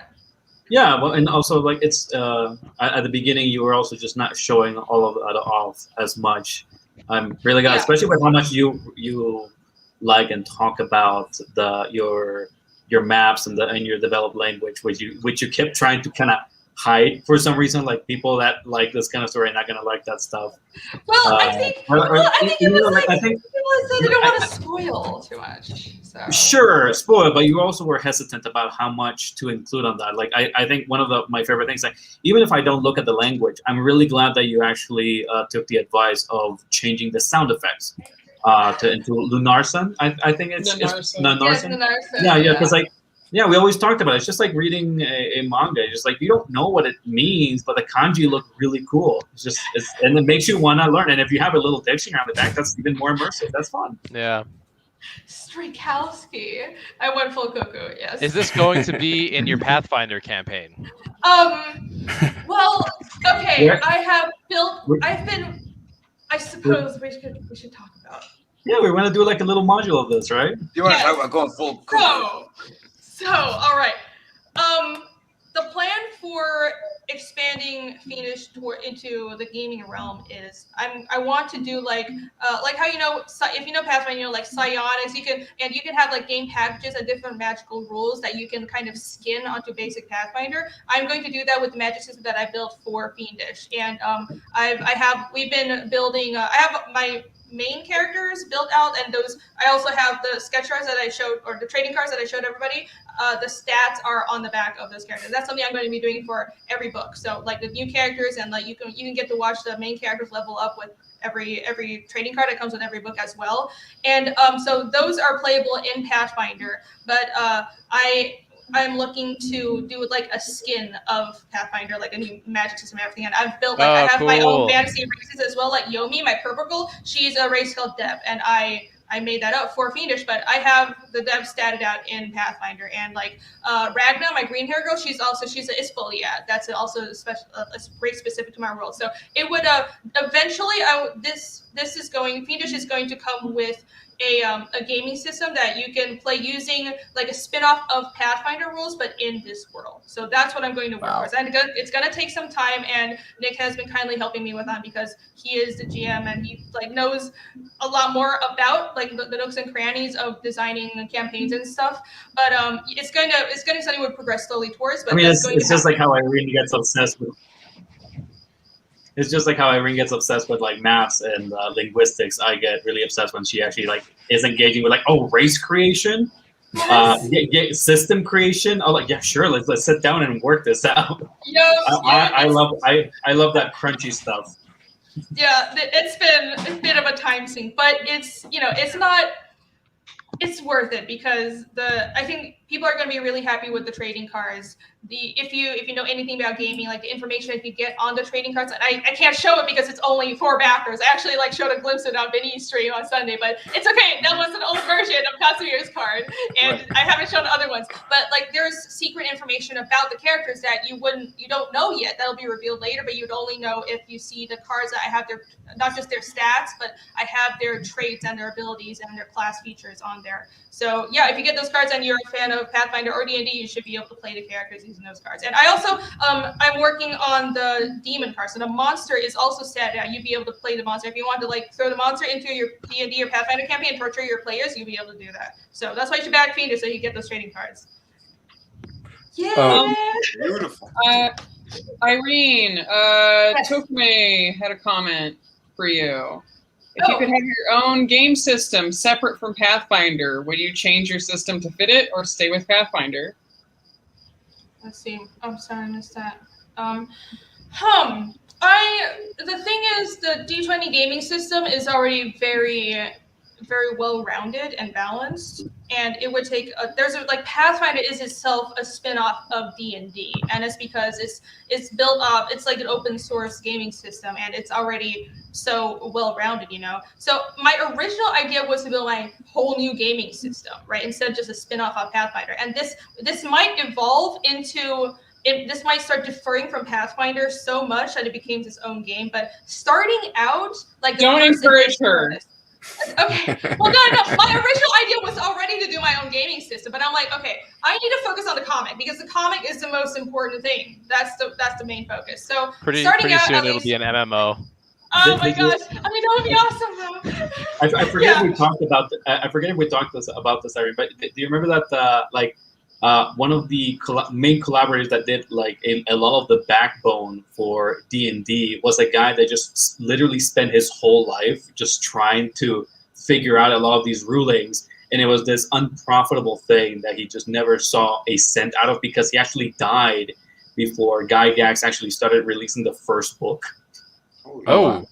Yeah, they had to go to his widow to try and get those old papers because he had like just a chest full of all of his weird ramblings and rules that he had, but it's so expansive the guy just did that whole thing, never saw a cent of it because it was never profitable, and he was just kind of working at it as his passion, but it's just so big.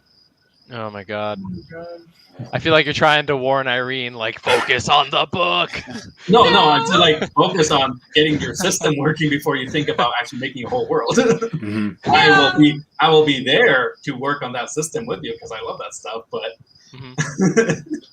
It's the comic comes first, and I'm adapting the gaming system and all the the magic system and everything to fit what I already wrote in the story, because it's not like I'm trying to sell gaming stuff with the comic. Like, this is about the comic. It's very like the comic, it ties in very well with because I'm very obsessed with Pathfinder. So I just realized as I was working on this, like, I could totally stat out all the characters and monsters in a gaming in Pathfinder, and wouldn't it be cool to share that, because this is a big passion of mine. So, and of course, like, this is working. you can't help, like, if you love this world that you built and you love Pathfinder, like, it's obvious that you'd want to mash them together. Yes, absolutely. Isn't that the best way to create? When you could put things that you love into what you're creating as well. Yeah. Yes, I want to tie it all in, and I want to share the love. And also, like, we've been talking about this, but I think people know about D&D but not about Pathfinder. So that's why I'm trying to do the Pathfinder videos on my channel. I want to show people that Pathfinder is a similar gaming system, but some people might prefer it more. So that's like, it's specifically is Pathfinder. It's like D&D but more complicated, but it also allows more freedom. So hopefully people that are interested in like role-playing games or all this kind of stuff, like, you should stay tuned for that kind of stuff, because we'll go on for hours and hours about it. Yeah, I'm looking forward to being the guinea pig on this, like you. Oh yeah, so Vinny will probably be our first guinea pig. So it's Vinny. It's Vinny. So I asked someone else, but they're just occupied. They might come on later in the year, but Vinny is it's going to be our first guinea pig, I think. Oh my god, I'm so excited. Cool. So what we're going to do is we're going to build a character on stream live at like a level 1 character, and then do a second stream playing like a 1 session module, like a couple of hours. So okay, I'm so ready now. When are we going to talk character concepts? I'm so hyped for this. I know. We'll talk about this in Pirates. Are we going to make pirates? I know, right? Yeah. Like, it's like, okay, I'll start looking into swashbuckler archetypes. Yeah, and we're going to draw our characters as well. So. Oh, cool. Yeah, that'll be a lot of fun. Shane O'Sullivan says, "Have you gone as far as sentence structure, some like Irish words, verb, subject, object?" Yeah, I have. Yeah, well, I have. Let's see. I can't show the last few pages. So, okay, the last 4 pages, where I have Ragna, she speaks in Unarsa. So this is a translatable language. Like, I don't like you. Technically, I could speak it if I like memorize enough of the words, but I don't. I have to reference my dictionary. But essentially, the grammar, the sentence structure, and the grammar is Chinese. So I went with words and like word structure, and the base form of like words and like the endings, sort of that are started off being based on Norse and Germanic languages and with a little bit Slavic influence, but the grammar structure is Chinese. So, and actually a little bit of Japanese thrown in as well. So I have a glossary at the back of my book. So every chapter, whenever there's new Narsa, I'll have a glossary in the back to teach people like the new words and new logographs. So, and I'll have a translation. I'm not going to have the translations in the comic. It'll be a glossary in the back where you can go read the translations. And you can, I mean, if you can learn the language if you want, you don't have to, I'm just saying, but you can if you. Yeah. So, I was gonna say, but before you close it out, can you show Chimera's book, Testament? Oh yeah, certainly. Yeah, right. I forgot. Right. Sorry, I haven't had much sleep lately, so I'm just like, I don't know. You're all good, man. It doesn't help also that whenever the comments are like highlighted or popped up, that he's cut off his Chimera at the bottom. Because you dropped out. I'm just gonna go on and on about my own stuff. No, I wanted you to talk about your book. Yeah, definitely. Everybody knows about this, but 2 days. Oh. Yeah. Jeez, 2 days. 2 days left, and it's done. It's off in demand. I gotta check Back this. I thought I backed. Yeah, you got This any updates or any? You want to pitch this real quick? Yeah, so this is my 4th campaign. It's a science fantasy graphic novel centered around Carl von Magnuson. He's a swordsman out for revenge against the king of Rhineland who killed his family. And I too also have, world building a map. I unfortunately don't have a language of my own, but yeah. But they're speaking, obviously it's English in the comic book, but they're basically speaking Rhine, so it's like a dialect of German. So there you go. All right. And I'll actually show you some art I got from my colorist. Here we go. Yeah. Are you sharing? Yeah, it's right here. I don't see it. Are you sure? Yeah. I mean, yeah. Are you sure? I'm sure. I don't see it. Okay. You're crazy. I think you're a little too tired. No, it's right here. No. There should be another window. It's not showing up. AC How about- Carlos, is that a Darwin Cook Wonder Woman behind you? Is that Darwin? Right I here. love Darwin Cook so much. It's right here. I swear to God, I'm sharing it. Yeah. I literally don't see. I only see my own screen for Okay. your campaign. Yeah. Okay. Screw it. I am sorry, but I trust that it looks awesome. Tokomesa's Testament looks extremely impressive. I can't wait to read this item. It Oh, looks thank you. really great. Yeah, Let's so- scroll down to the art real quick. Oh, okay. No, I was gonna say, yeah, I wanted to get an ounce in the last week of July. Oh wow, Yeah. that's You know. nice, man. We're It's working like on the sci-fi, fantasy, and merged together. yeah, we're working on the bonus story. Preston Aceveto's doing a painted bonus story, Ooh. and yeah, we got to do some edits and stuff. So that'll probably take a few weeks. So probably mid-August is when I can start shipping books out. Sweet. Lots of August fulfillments. That's what I like to hear. People Awesome. fulfilling Yeah, I know. books. I know we're on the 3-hour mark, but just really quick, that Rob Willis cover is exclusive, so I will never reprint it. So there you go. Ooh, I love that What- cover. I What got is that? that? One. What exactly is the beast that seems to be his partner? That's just his Frenir, so it's basically a mutated wolf. Gotcha. Awesome. Awesome. Yeah, check out Testament. You only have 2 days left. I backed this book. I can't wait for it. It I looks thought I really did. good. I'm looking. You should check right now. If you think you backed it, check again. If you backed it, back it again. I really For wish you all could do a these campaigns, search. You can, you can search on Indiegogo. Just type in Testament on the little. Well, yeah, no, but I meant I wish you could search your backings, Yes, like your country. Popping in at the last minute. Oh yeah, yeah. Yeah, you Doesn't can. give you, like a button for Contributions. the You can? histories of it? Sumathor, yeah, there's a 2E of Pathfinder, but it's a little weird. We haven't really delved into it. We play 1E.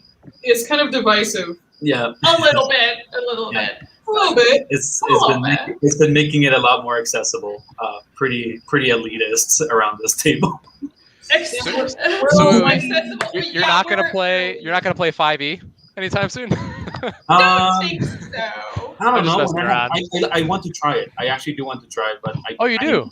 I need to also have the time. I I was hear ya. going on one, and our DM just kind of poofed out. Gotcha. I like Alex BRB. We got to get him on our Pathfinder streams. Yes. Yeah, we're very gatekeepy about Pathfinder. No, if people want to play a simpler game like 5e, that's cool. That's just not how we play. Gotcha. So we are on the 3-hour mark. So, man, at least we didn't go to 4 hours this time, guys. Could be worse. Could be worse. Yeah, Hey. this was a really cool discussion. I resent yeah, that. I really like this. Yeah, that's why I wanted to jump in. Yeah, Yeah. I like the topic. Yes, very good topic. I think we covered a lot of ground, and we promoted some really awesome books.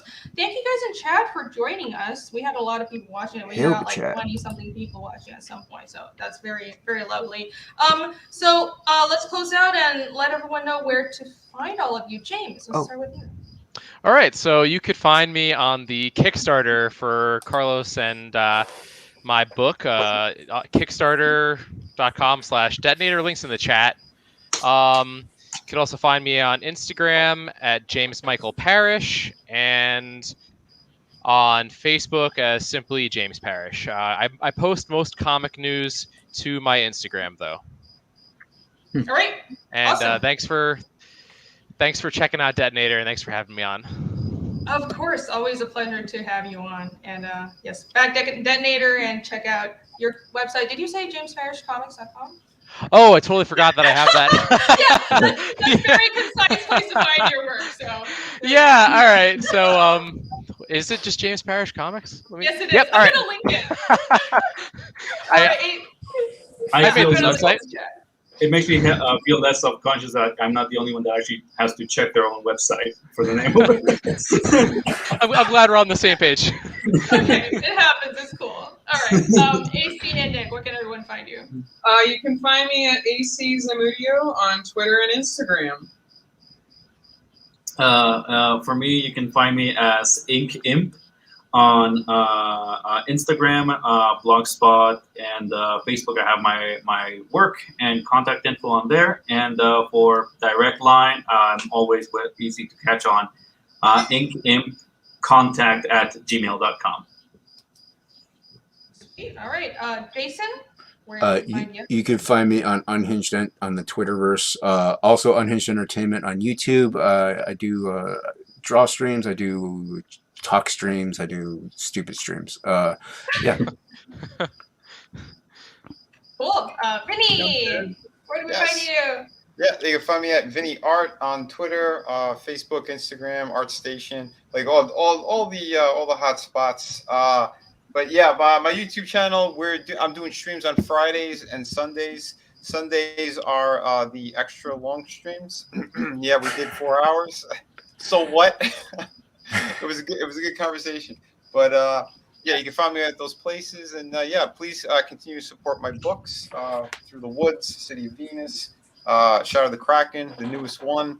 I work all the time, you know. That's why they gave me all those crowns: Fulfillment King, Booty King, all that stuff. I mean, Booty King. Yeah, he's the Booty King. Yeah. They like my work a lot. But also, you can find me over at Infowars.com. Alex Jones, let me see your Kickstarter. What comic are you making? Yeah, that would be a riot. Oh no! At least it would be fun. Yeah, right. It'd be great. But yeah, we have fun over on my channel. That's for sure. Yeah, and I'm a regular there, so go check out Vinny's channel. Yes. Oh yeah, I definitely got to check that out, Vinny. Yeah. Oh my God, yeah. I pull out the Harrison Ford and pull out the old Alex Jones. Yeah, we have a good time.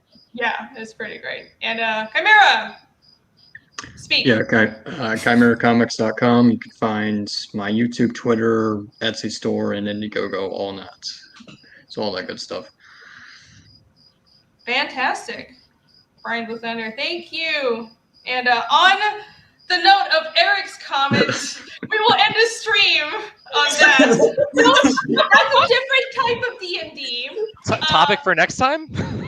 Just leave it on this screen. The topic will be how to not do that. How to avoid sexual harassment claims while playing D&D. Yeah, A constant issue for every player. Not that kind of D&D. That's how you get fired. Wait, but I mean, we're not really at like a day job. I mean, what kind of a game do you guys want to play? Oh no! Oh no! You're taking it way too. Okay. This is discussion for another time. All right. Abort. Yeah, abort. Thank you guys. Like, share, and subscribe. I'm trying to get to 1,000 subscribers, and I'm really close. So subscribe to the channel and hit like. And thank you very much. Join us next week on Wednesday at 8 p.m. EST for another stream. Great. Bye, everyone. Bye. Take care, guys. Bye. Bye.